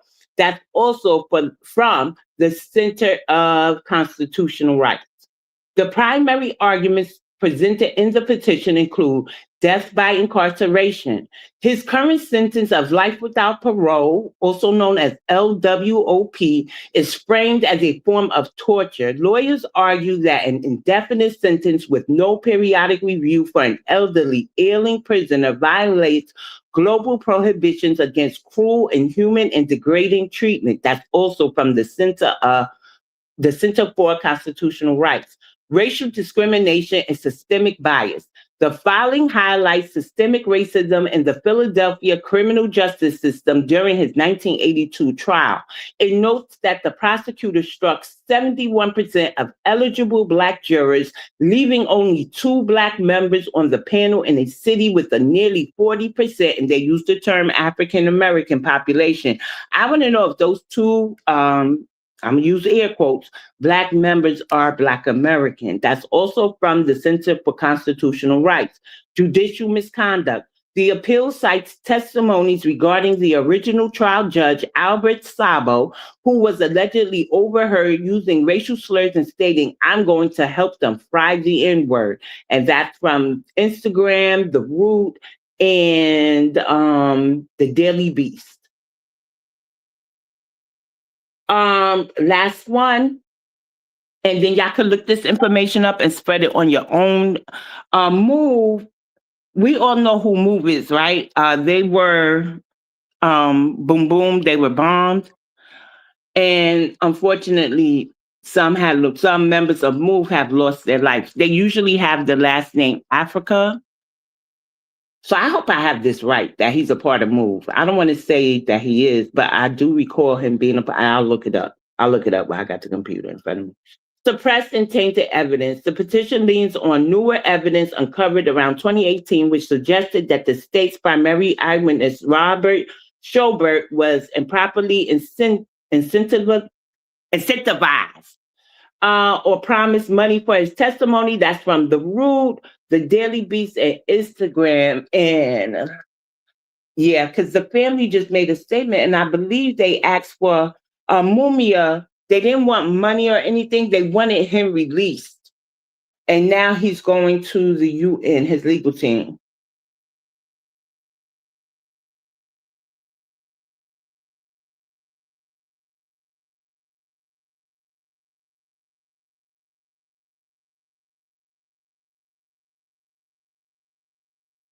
Okay. I just want to make sure I'm correct. I don't want y'all having this. Okay, here we go. And they call them radicals. See that? So Mumia Abu Jamal's connection to and I'm gonna leave out that word, to the Philadelphia organization Move has been a defining component of his case, his advocacy, and the ongoing push for his release. Members of the Move organization and surviving family members consider Abu Jamal a vital part of their revolutionary family, and they have that in quotes, and have spent decades demanding his absolute freedom. And that is from I guess it's a site called WHYY. And then it's also from Billy Penn at Y. So y'all could go ahead and look into it, if you want to, but I hope you do. Let's start putting some wind on our part behind Abu Mumia. And then it says, before his 1981 arrest, Abu Jamal was an award-winning broadcast journalist who closely covered the Philadelphia Police Department's escalating violent conflicts with Move. Journalistic sympathy. His sympathetic reporting on the group who lived communally and rejected modern technology and state authority earned him a reputation as a Move defender. Official membership. Following his arrest and conviction, Abu Jamal formally aligned with the group, growing out his hair into dreadlocks and adopting Move principles out of a shared opposition to systemic police brutality. Okay, and it goes on to say family and Move advocacy for release. This is the last part I'm going to read, y'all. The living members and extended families of the Move organization view Abu Jamal's case as explicitly tied to the state violence they experienced. Activists from the organization consistently tie his release to their own historic trauma, notably the 1985 Philadelphia police bombing of the Move Row House that killed 11 people. So it was 11 killed. And the family is trying to get the remains of the children. They also did ask for Mumia to be released. They didn't want compensation. And Mumia has exhausted all of his, they said, available avenues within the United States. So his legal team is taking it to the UN. Now, Trump just pardoned, that Hernandez guy from Honduras. And if not mistaken, because, and this is me just, putting everything together. Nobody has told me this. This is my opinion, this piece. Trump is very pro-police. Abu is very pro-Move. And he also spoke out about the violence that Move was facing from the police. So that could be a reason why he overlooks Mumia. But let's take Biden, who pardoned Marcus Garvey. Marcus Garvey. And Mumia is still there in prison. So when we say that we still have political prisoners and that presidents can pardon them before Kodak Black, okay? I don't care if you like Kodak or not. He got one song I like. I think it's called Zeze. Z-E-Z-E, I think. Or, yeah, I don't know, y'all. I ain't really a fan. But getting back on topic, okay? Mumia is still there. So I want to keep eyes on that and just see where it's going. And so now, let me see if you have any comments and then I'll move on. I've been live for about an hour and 30 minutes. I think I got a good 15 more minutes in me, y'all. And then I'm going to go depress. Not depress. What you call it? Decompress. Would want to be depressed, not me. Decompress. But I want to see your comments. Ali says, everybody using FBA reparations owed to balance their economies. Let me read it again. Everybody using FBA reparations, which is owed to us, to balance their economies. Correct. Ali also states, Nigeria is 200 trillion in debt and counting. I'll say that on my next slide. Like, we'll talk about that. We'll look into their debt. Ali Howard, because we got Ali David. Assalamu alaikum, walaikum assalam. And then he says, sup my FBA family, sup BX. Ava says, BX, thank you for keeping us informed. You're welcome. And then the Black Americans House says, Mumia been fighting that for years. But I find it interesting. There were people speaking on that, but it seems like it stopped altogether. It was odd to me. You're correct. I remember from Facebook, my auntie and everybody. There was everybody was talking about it. There was, there were, I don't want to say petitions, but there were posts and flyers and things like that. Everybody was speaking about Mumia. And then you're right, it did sort of die down. What I can say is life really started life. And for some of us, I don't know about everybody. I can't speak for everybody else. But I know some things that my auntie went through, and I know some things that I went through. But my eyes are back on it, and I'm going to stay informed. So we can't drop the ball on him. Let's see what happens at the UN. If they're saying that the Ghanaians, they deserve reparations or whatever it was they said, because it was only 3. I think Argentina abstained or Europe is abstained. No, Argentina was definitely a no. The US was definitely a no, and Europe abstained. So, and there were other countries that abstained. So I think it was 3 yeses. I ain't looking it up today, y'all. Y'all can look it up. But I think it was 3 no's and some abstained, and then the majority said yes. Now, they can give Mumia's case a review, more than a review. Tell America they need to let him go and give us our reparations. See how that works? But the next video is fair use.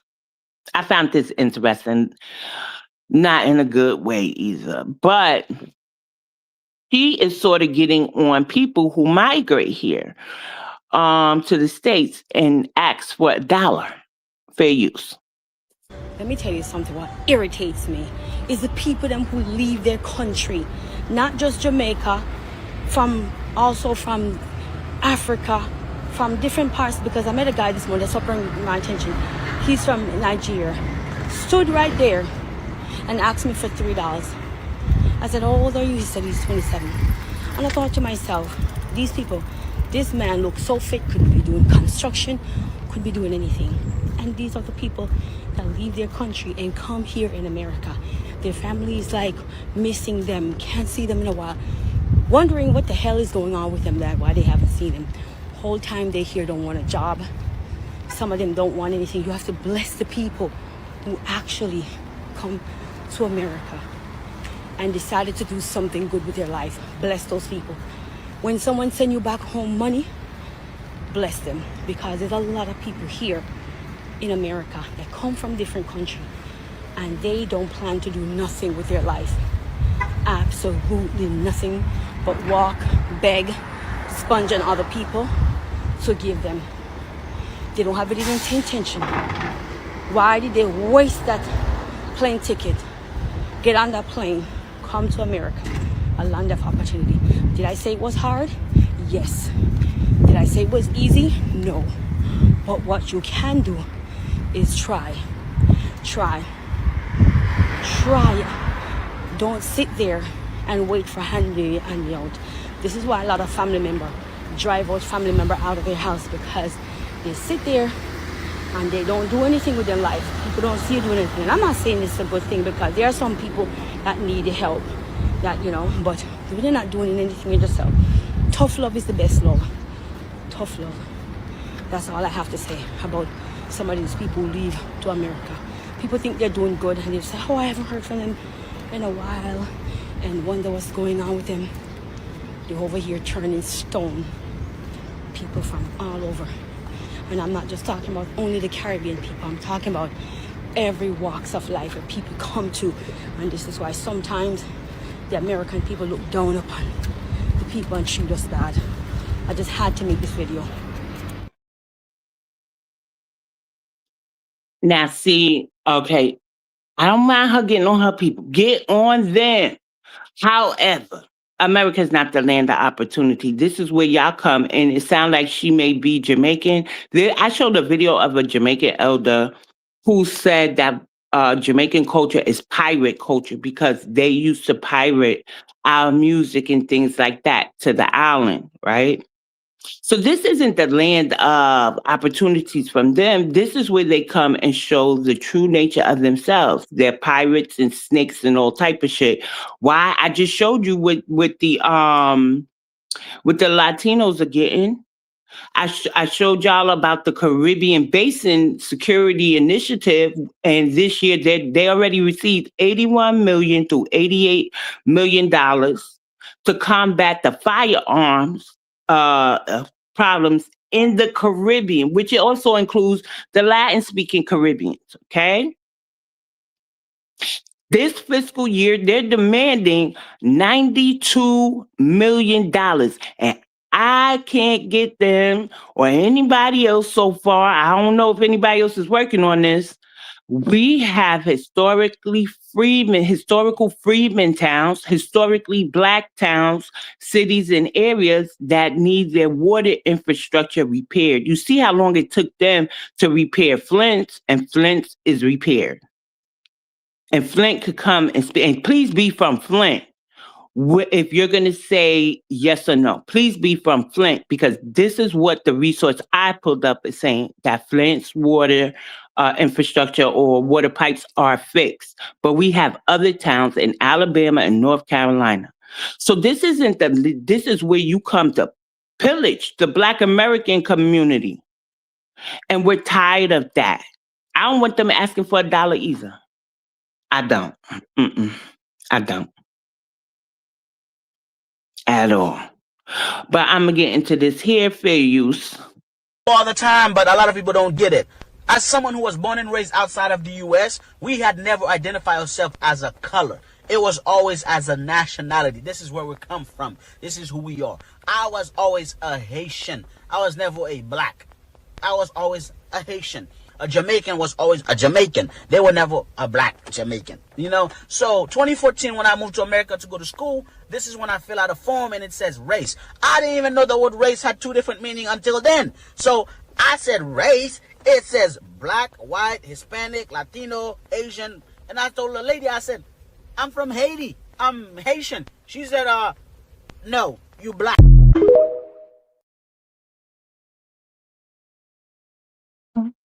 That blackness is no good. Now, if you are an immigrant or an immigrant sympathizer, a tethered sympathizer, I dropped a resource, or you feel that immigrants are not our problem, I dropped a resource called Back of the Hiring Line. If you are in here listening but don't necessarily agree with everything I am saying, right, because everybody has their own mind, I want you to read that resource. I always say that we understand who created the main isms, every system there is, but that the immigrants have become willing tools against foundational Black Americans. So it's called Back of the Hiring Line by Roy Beck, and it'll show you how the hiring practices and condoning that. Well, who gonna do the job anyway? Black Americans ain't going back out in them fields. That talk there, why that needs to stop. You're considering or you're condoning indentured servitude. Let's name it what it really is. Okay? They get paid way less, they undercut us. But now there's some discrepancy even with that thought. They're getting paid a fairly good price when we still have farmers, Black American farmers who are fighting for certain things. They received a settlement amount, but I don't believe I believe they're having some problems with that. And to me, another problem, right, is that they went through all the hardships of having land taken, unfair, I'm gonna say fee scales, so many things, eminent domain we went through. And y'all just come in here, didn't drop no blood, didn't have nothing taken from you on this land, and you get to be on their claim? I don't care about melanation at that time. They supposed to have things specifically for them. Shouldn't be no Black and others, Black and marginalized groups. The broad and Black. Like, we don't need that mess in our life. And things would go a lot smoother for y'all if y'all just understood there will be things we're going to get on our own without y'all. Just like we're finding out, and some of us been new, that y'all are getting things specifically for yourselves. I argue that they gave themselves a form of reparations already. And then let me acknowledge Ali's comment with the whole, there's an earthquake that hit Japan and let me read it again. And it's about to hit the Caribbean. America's closed, damn it. Don't come here as no refugee. I do pray for coverage for people because there are people still in their homelands that don't even want to know what America looks like or what any of the West look like. They just want their island repaired. They just want access to their beaches and all type of messes going on over there with people buying up and making things private, right? The Asians just put up, the Chinese specifically, just put up a whole city and on the island of Jamaica. Some Jamaicans are upset. Some are okay with it because they said too many Jamaicans have left the island. And then they have a shortage of nurses or something over there. And the lady explained they never had enough in the medical field. People had to leave for opportunity and stuff. Fight for things in your homeland, for things to be fair to you guys, so you don't have to come over here and shed the skin and be the snake that you truly are. I had to say that because they willfully became tools of white tea supremacy. That's where I'm gonna land at. But yeah, read that resource. It's a recommended reading. And I have another video from another Haitian. Today was supposed to be about, these type of topics, the Haitians lying, saying that, they're Black too, or they deserve to be a part of Black history with us, or that they built this nation or they helped emancipate us. I do have a video, and I believe after the response to, so I got 1, 2, 3 more videos, then I'm gonna cut out of here and I'm gonna see you guys either later on tonight or Friday, because tomorrow I'm gonna really decompress and catch up on my rest. And that subject to change too, because sometimes I just want to come live and talk. But but yeah, so I have one, they have to understand this, that they gotta stop appropriating. I lost my thought, y'all. I'm trying to get it back. They have to stop with the revisionist history, with the displacing us.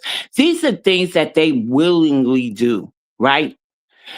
Even if the government tells them to do certain things, to stay away from us, this, that, and the third, which I think is a whole script. We have investigative reporters, and you mean not one reporter came out with the actual video that's being shown to these people? We got to rethink some of these talking points, y'all. Because now my oldest son got that in his mouth. Oh, they told me, and but I think he don't call them tethers. He say they got pet energy. They want to be the pet. But if they stop doing the things that they're doing, being willing tools of white tea supremacy, everything would run a lot smoother. But America is closed. I'm sorry, you're about to face an earthquake. But y'all have so many countries and other islands and this, that, and the third to go to. And I don't understand why y'all not going to Africa. They want people there. Besides the Haitians, y'all, I gotta say that. But no, I didn't hear about the earthquake. The earthquake. I don't know what to say about it. You know, I can't stop the earthquake, but what I can tell you is what I think. I think Mother Nature is just upset. And that she is showing up and acting out. And Mother Nature may just very well be a Black American. Because y'all keep fucking with us. Leave us alone. Somebody mentioned Obia on Twitter. And I was like, I didn't even comment. I just left it alone. But I'm going to say this verbally. People in Jamaica have a petition that's about 10 months old. They want to practice Obia out in the open. They can't even practice Obia over there. Now, some people will say that's because it's powerful and it was a tool that they used when they were going through their enslavement era and stuff. And I can't debunk that, right? Because that's not even my business. However, that's just showing you don't have the freedoms that you have over here in the United States of America. And instead of being the Billy Badasses that you are over here, you need to go over there and help your people. Help them get freedom of religion, help them get more nurses. All these nurses in Montefiore Hospital in the Bronx need to take their asses back to them islands and help their people.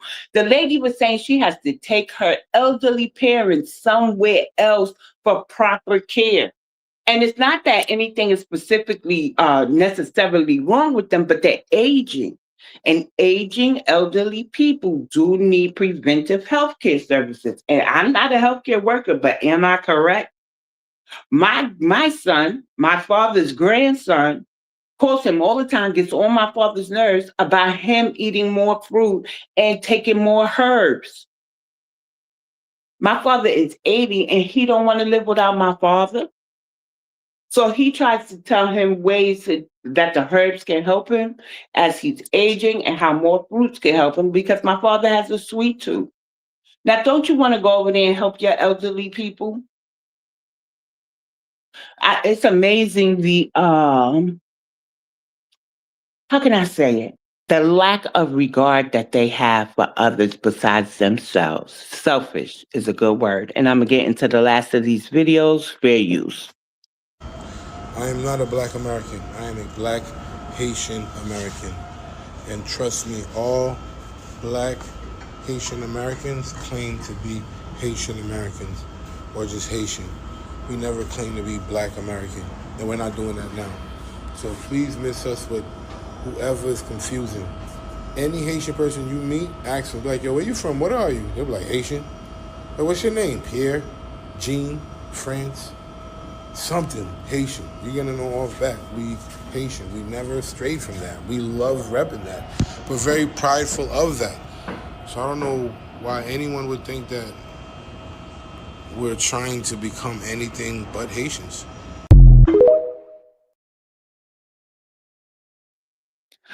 Ali, did they say what islands would be hit? Ali says all those evil rituals, no wonder earthquakes are happening. I can't, I can't contest that. Ava says amen. Ava also says 100. I got to read your comments more often because, I've been done, went way ahead and not sure where the comment is, what it's relating to. Ali says, on an unrelated note, Corpus Christi is the first U.S. to completely run out of clean water. Last week or this week, I think, oh, Lord. If you check the calls to action that I have in my bio, there's one called Joint Advocacy, and that's where those who sign, we are demanding that they put $2.4 billion into fiscal year 2027 to fix the water infrastructure of our historically Black cities, towns, and demographics. So go ahead and read it for yourself. And if you agree, please go ahead and sign it and share. So I'm just trying, and that's what I put. Ali says she eats loads of fruit, now especially B12. And Reparations Nation says salute to BX, the mods, and all in the chat. B1 Reparations Nation. Earthquake looks like up from Florida, but check. Okay, I'll come back next live and let you know, because I'm really trying to get off and decompress. But there was some rumbling in New York, if not mistaken. So we've getting some storms and stuff too. And some lady was trying to make a joke out of it because we were talking about, I think it was Venezuela. The post was about Venezuela. And she was like, and it was, Venezuela and religious, spiritual aspects on the post. And the lady was like, yeah, well, New York has some rumbling. So, and then she had the laughing emoji and the crying emoji. And I was like, yeah, because we have the highest rate of foreign-born immigrants and first, generation is here. Yeah, our ancestors are upset. So, of course, they're going to rumble something up over here. We can't think we're safe with all these immigrants running around and running amok in our government and locking us out of stuff. Y'all think our ancestors is happy about that stuff? I don't believe so. So I believe, but New York is not. We had earthquakes, I think in the 1980s, right? That's the first one I ever experienced. And at the end of the block that I used to live on, the ground actually lifted up. Now, it was decades, but I believe they finally fixed it. But every time I walked past that, I remembered when we had an earthquake. And then there was an earthquake like in Virginia. There was some quaking there, and we got the aftershocks here in New York. So there's 2 earthquakes that I definitely know hit New York. But if we're going to go spiritual, what do you think is going to happen to a place that has a lot of immigrants and tethers running around? And then we are being locked out. And we got the nerve to say our ancestors are upset. We don't think they're going to shake up some places that here in the States where the immigrants are? And that's not me fear-mongering nobody. These are the thoughts sometimes I have. I'm an Aquarius. I live inside my head, y'all. I got to say that. But this young lady, I found this video on my nephew's page, and he sent it to me. I want y'all to tell me what you think about this before we get out of here. Fair use. Here, I just need to know, what's the beef y'all have with my people? Things here, and the Haitian people are trying to act like they're the African Americans that have been here and born and raised here. They're trying to portray themselves as a Black American. And I was raised here. You feel like somebody act like a Black American? I was raised here. I was born and raised here. I'm first generation American. Fuck is you talking about? I act American. I act like where I'm from. But I could switch it up. But all Haitian people do not act like this. Talking about, oh, they living off of your tax dollars. Most of the Haitians I know, they come to this country, they work hard for their kids, and they make sure that their kids go to college. They come here, they become home health aides, CNAs, all this doctor shit. They go through mad bullshit in the workplace to make a living in America, where they couldn't do in Haiti. They come to America and shit. They shit on the American people. And I feel like that's why the fuck y'all mad. And I'm so sick and tired of y'all always shitting on my people, bro. Y'all always shitting on my people. Leave Haitian people the fuck alone. Leave them the fuck alone. Now, I got to tell you, something about her does not seem genuine. It seems rehearsed. I don't know if it was for likes and views and a spotlight like this and the one my nephew gave her. But in the event that she's serious, you don't even act American. You are cosplaying all up in Black American culture. And do you see what that lady looked like who owed for the dirt that is used in mud cookies? Did you see what her hair looked like? Y'all not dressing like that in Haiti. So let me be very clear. You may say that you are Haitian, you may let us know, but you're still cosplaying in our culture. And then you're trying to diminish the fact that we influenced you, or you wouldn't look like that. But I like this lady's video. Listen to this, and I think am I gonna leave out? I think we got enough time to get through the whole segment that I had on the Haitians. I'm gonna try to work it out, y'all. Fair use. I cannot say I'm surprised by the backlash that the Haitian girl is getting for what she said about Black Americans, because baby, as a person born and raised in the county of Dade, a little Haiti baby, I got many stories and memories and all type of things about Haitians. The main thing I want to address is how y'all trying to sit up here and act like we was just bullying y'all and y'all didn't have no way of protecting yourselves, so y'all had to come together on y'all own, and that's how the Zopound came in, is to protect y'all. Like, all of that is fucking bullshit. I really hate that y'all try to spin this narrative about how y'all came about just because y'all got some jouet, and now y'all trying to act like y'all beginnings ain't y'all beginnings. But I remember being in 4th grade and my 4th grade teacher turning on the local news, and we saw y'all coming off of those boats, being washed up ashore like refugees, and a couple days later, those same kids was in my classroom. I'm not even playing. I'm not even lying. They came straight from the boat, through immigration, got settled in, and was in my classroom the next week, not speaking no English, not knowing anything about us, about our culture, about nothing. Things I could tell y'all, like, first of all, yes, Haitians, y'all did stink, and y'all did have a smell. Y'all did not use deodorant. Y'all always used to put on so much cologne over being musty that it became a scent. It became a signature scent of yours. Right? Because Black people, we know how to wash our ass, and we understand how to use deodorant. So that's the one thing. Too many people acting like they did not come from where the fuck they came from. Okay, the other thing is none of y'all ever had perms. Perms was not a thing for y'all. Straight hair on a Haitian was not a thing. Y'all would wear your hair in little puffs and your natural hair. Y'all never even used to get perms. A lot of y'all did not like to say that y'all was Haitian. A lot of y'all tried to act like y'all was Bahamian because y'all didn't like the stigma of being Haitian. Yes, we used to get on everybody though. Like calling you an African booty scratcher, that's what we all did. Everybody got ranked on. Anybody could get ranked on back then. So it just is what it is. When a lot of Haitians got here, they was living in houses. A lot of them lived on the same street as my great-grandmother. My great-grandmother lived in Little Haiti since like the late 60s, early 70s, before it was Little Haiti. So she's been on that block longer than any of you motherfuckers has been there. And quiet as kept, a lot of that used to be Spanish even before it was Haitian too. But at the end of the day, it was always a Black neighborhood. It was always the Black community. If you know anything about Overtown, you understand that Little Haiti is right there. That was all us. But Spanish people moved in, Haitian people moved in, all these other people moved into our neighborhoods because they put y'all in our neighborhoods. They didn't put y'all in their neighborhoods. So a lot of y'all had houses right next to my grandma. The Haitians that had houses and was like really doing it, they looked like the Black people back in the 60s. They used to wear those old school suits with them old school ass long dresses. Like, they always looked like they just stepped out of 1965 to me. So it was like they was just cosplaying us, but like decades ago.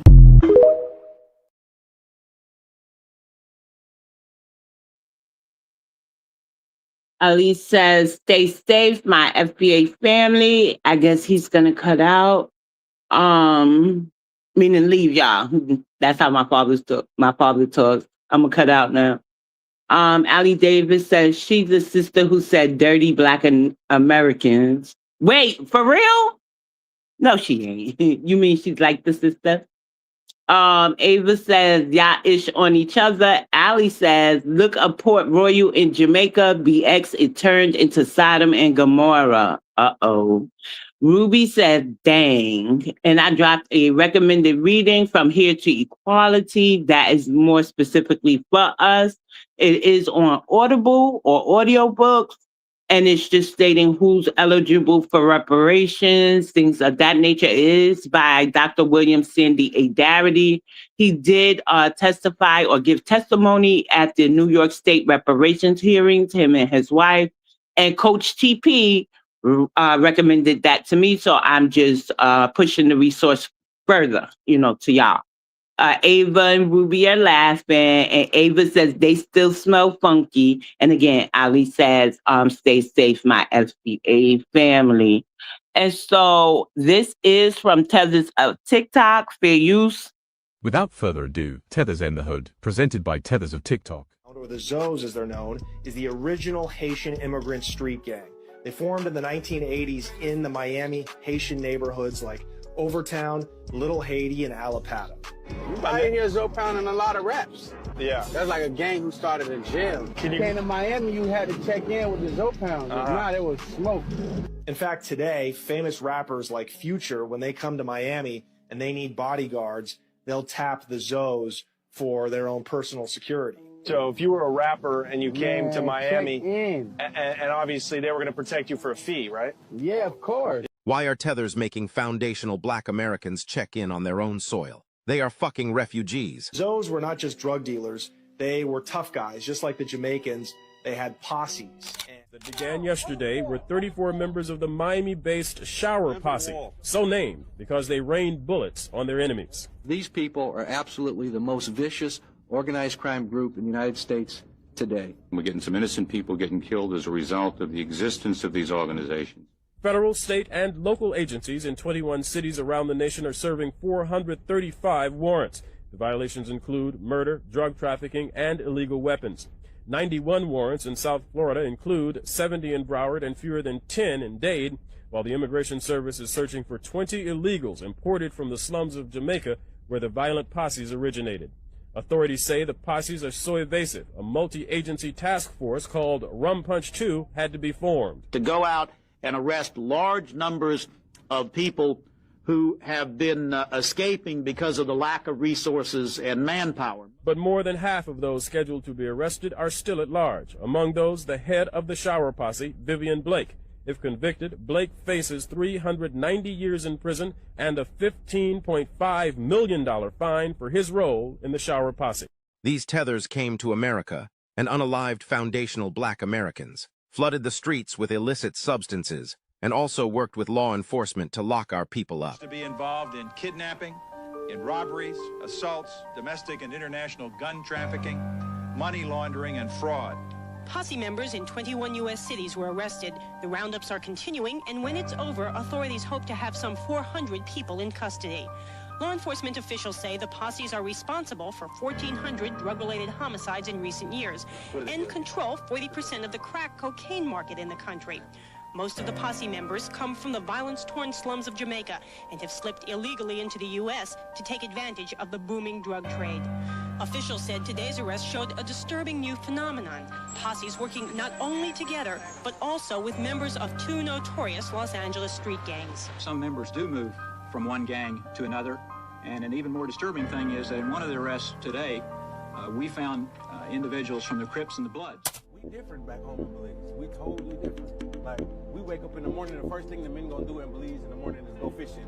And when they gonna go fishing, it's for the whole family. It's not just for me and you and whoever in the boat. It's gonna be for everybody, the kids, and maybe even somebody down the road gonna come eat. It's gonna be enough food for everybody to eat.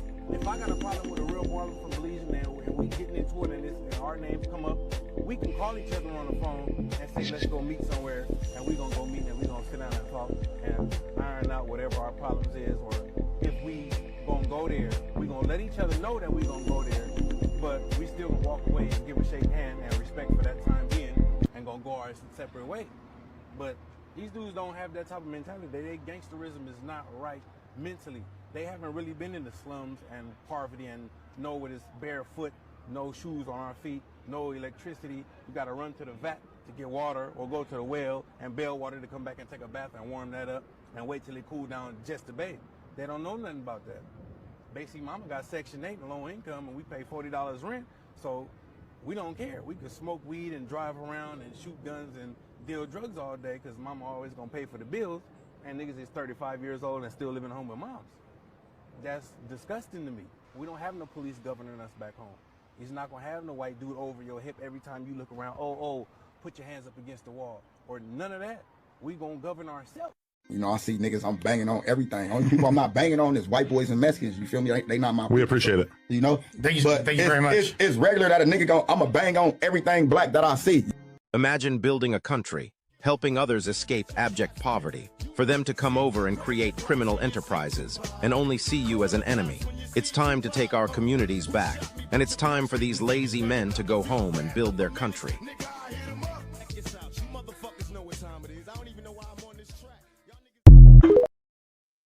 I turned it off prematurely because of the music playing, but I want to say this.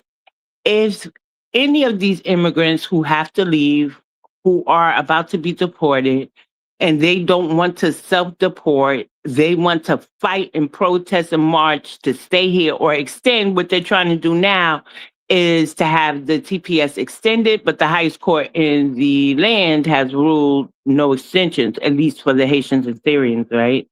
I think some other demographics. If they are military-aged men and they fighting harder to stay here than to go home and get something popping, don't fucking talk to me. You a punk. Don't talk about my people. You a punk. That's what I want to say about that. But we're going to wind down because what I've been saying is I want the people who says they built this nation, they deserve to stay here. It's not safe to go back to Haiti, this, that, and the third. They're good people. They've even been saying that the healthcare industry won't function without them. They're saying Walmart, Amazon won't function without them, but they're never addressing what we just saw, what we just heard, the gang element, right? And I said I wanted them to address it, but the Caribbean Basin Securities Initiative bill is standing, right? They're demanding $92 million to combat some of the ills over there in the Caribbean. So I want them, let me change it to, I want them to be more transparent because I shouldn't have to look for what bills y'all have that y'all trying to get pushed through. I want y'all to start speaking to our reparationists. Well, let me not speak for the reparationists because they might be like, no BS. I want you to be more transparent and understand why we're pushing for disaggregation, delineation, and you need to start addressing your people in the criminal element that's here. And I want transparency when y'all doing it too, on your part. Because Black Americans are fairly an open book. We are fairly an open book, and a lot of it, though, coming from the melanated immigrants, is projection. So when they say, what about Black on Black crime? I get to pull incredible resources and dropping it that there are Jamaican Showers posse here, the Zopound here, right? And when they get arrested, convicted, and all that other stuff, they are categorized as Black. So what about Black on Black crime will no longer work. Don't be triggered. To my foundational Black American family, we don't have to be triggered. They're projecting. They're in our crime rates listed as Black. And APB goes out, they're identified as Black. Like, what's the description? A Black male, mid-20s, 5 feet. You see how that works? But let's get to the last of these videos really quickly because I have to go talk to my child before he leaves for the day. Fair use. Being an immigrant, people often think immigration is not a Black issue. It is. So TPS, Temporary Protected Status, is a program built to support immigrants. And so when they arrive here, it gives them an opportunity to get a driver's license, give them an opportunity to get a work permit. Haiti has been paying for the rebellion of 1804. The U.S. has put a foot on Haiti's neck and made them pay. And so the economy is unstable. You got gangs fighting against each other. You have the president being assassinated. So they're leaving this behind to come here. And when they come here, this is what they're facing. A very good friend of mine in South Florida, she has TPS for a long time, was trying to adjust her status to become a green card holder, but it just was incredibly difficult and very, very offensive. Like my husband, he arrived here at the age of 2 years old. He found himself in a situation where he was accused of a crime. He was later pardoned, and ICE used this crime to try to deport him. And we see this all the time. Unfortunately, now this is their home, and to uproot them after investing 10, 15, 20 years into this country is really wild that the United States is looking to pluck them out of their community and put them back in their country, which is still unstable, and tell them, hey, this is considered temporary, but not finding a pathway to allow them to stay. We have not stopped fighting. What it's gonna take is organizing. Put your hand to the plow. It's gonna take all of us. That's how we get things done. That's how our ancestors were able to win, and we're gonna continue to win. We're not gonna give up. We're not going anywhere. Hands off TPS Haitians and Syrians. Hands off TPS.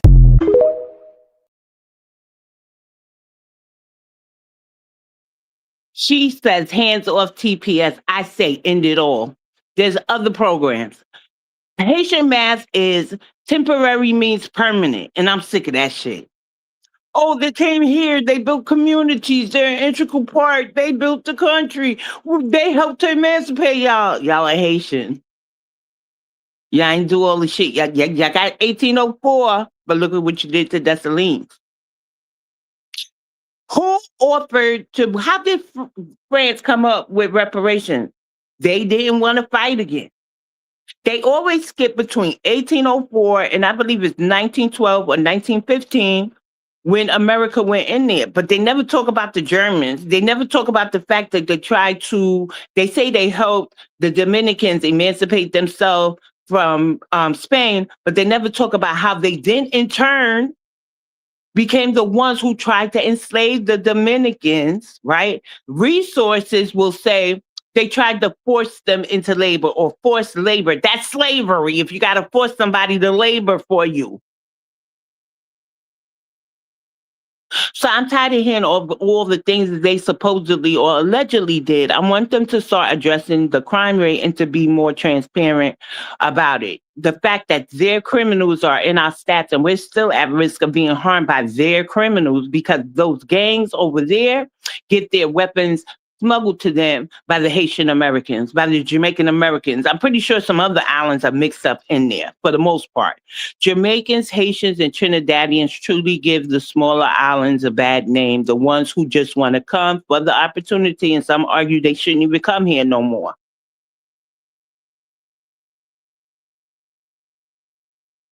Because we ain't smuggling them anything over there. So it is what it is. And 2 more videos and then I'm going to cut out of here. Fair use.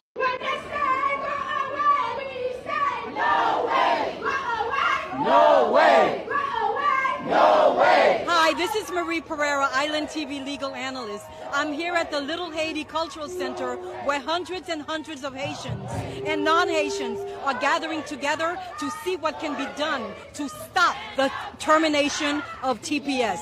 My hope is that our conversations today will get the individuals who have the power to make change to sit down and reconsider these decisions. Amazon's not going to function.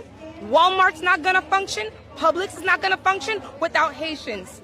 We need to make sure that our corporations understand the value of Haitians, especially in Florida. People are going to be forced to leave. They're going to have to go back to a country that is unstable. And then the economy here in America is going to collapse because a lot of these people have car notes. They have mortgages. Who's going to work in the hotels? 95% of people who's working in the nursing home, the majority of them are TPS recipients. Temporary means temporary in as much as conditions have changed. Haiti is the category 4 now in terms of lack of security, in terms of violence, instead of gang violence, violence against women.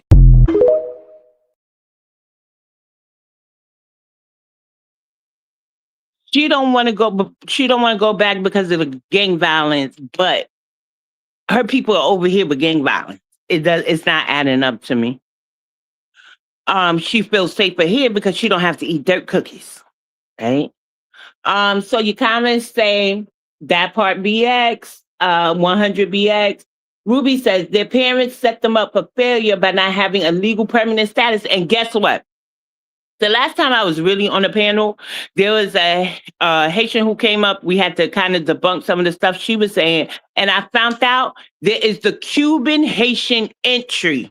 Like they're called Cuban / Haitian entrance.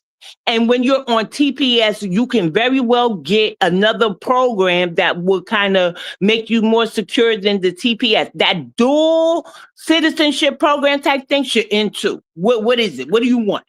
You want to be a Cuban Haitian entrant or you want to be a temporary protected status entrant? Because right now I'm sick of them. And the only ones harmed here really are foundational Black Americans. You see everybody else's incentivized over us, allocated funding over us. Everything for us ain't specifically for us, but there's a lot of things specifically for them. Because I don't even think the Caribbean Basin Securities Initiative bill is working for those over here. Or else the 6 Jamaicans, 3 whose citizenship is in question, okay, wouldn't have been caught making transactions, let's say, of the illegal sorts in front of a school.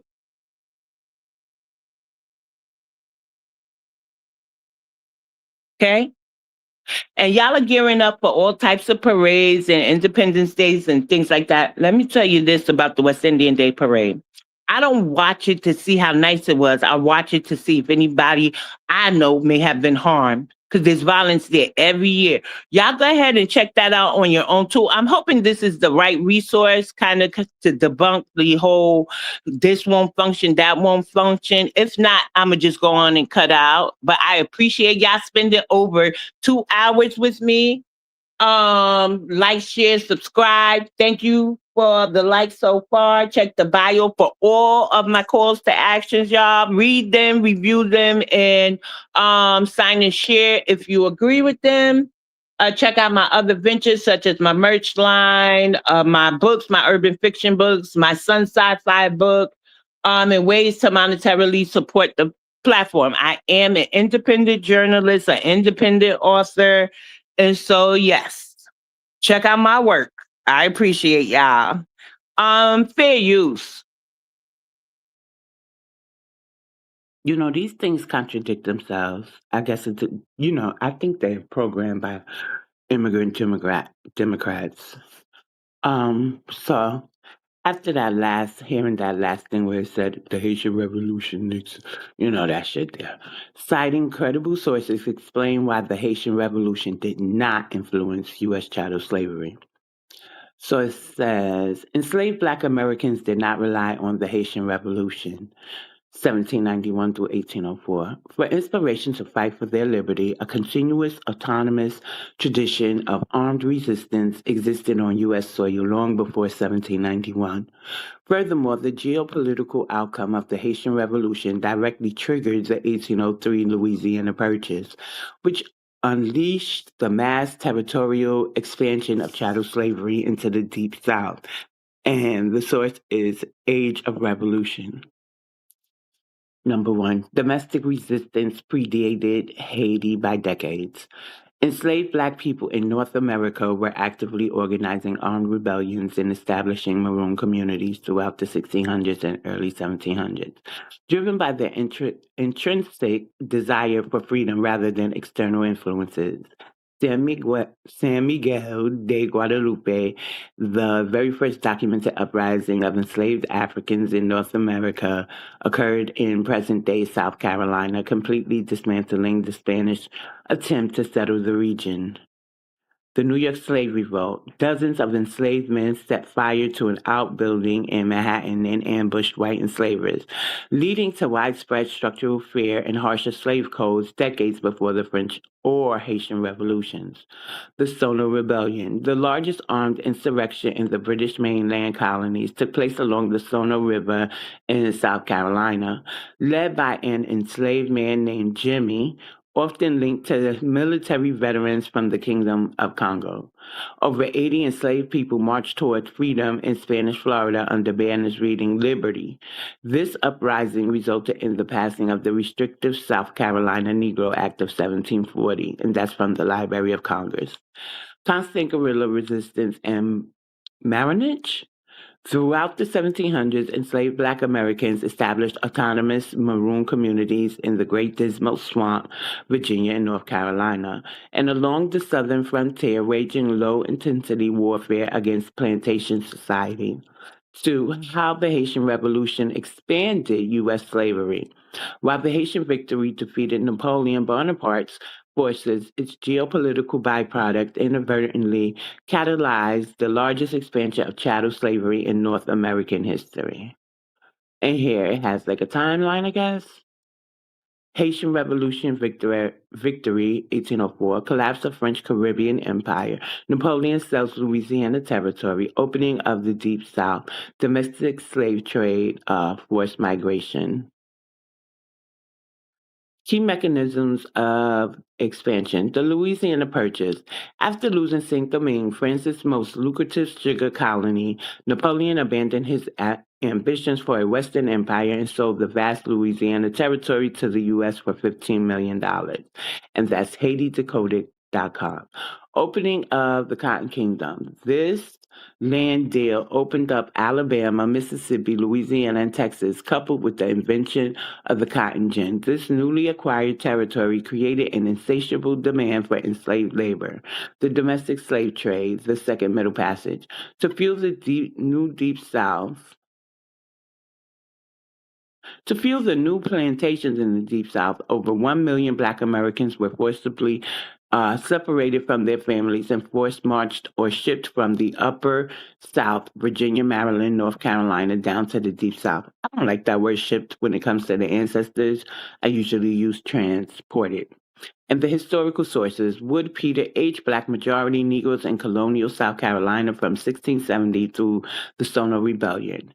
Johnson Walter, River of Dark Dreams, Slavery and Empire in the Cotton Kingdom. Rotham Adams, Slave Country, American Expansion and the Origins of the Deep South. Berlin Ira, Many Thousands Gone, The First 2 Centuries of Slavery in North America. I wish they would stop lying on our ancestors.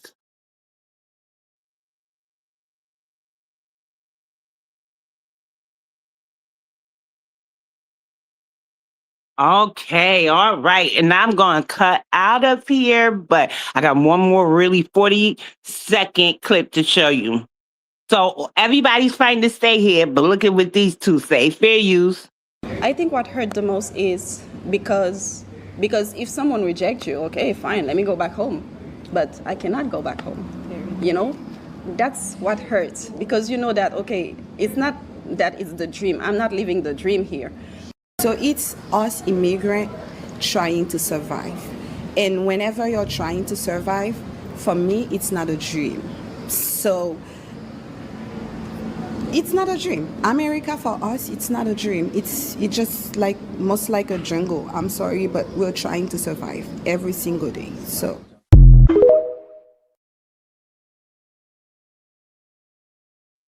She called America a jungle, I guess, you know. All right, mud hut, cookie eating baby. But on that note, I'm going to cut out, guys. I might see y'all later on tonight. But the plan is actually to come back on Friday. Have a blessed day, right? Not until then, but have a blessed day. And I appreciate you all, okay? So love, peace, light, and reparations to my foundational Black Americans. Be safe out there, okay? Don't hurt nobody, okay? Unless what? They try to hurt you. Be one, family.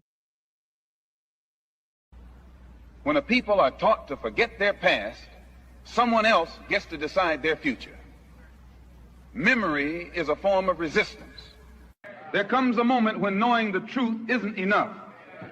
That's when a people must decide, will they act or remain controlled?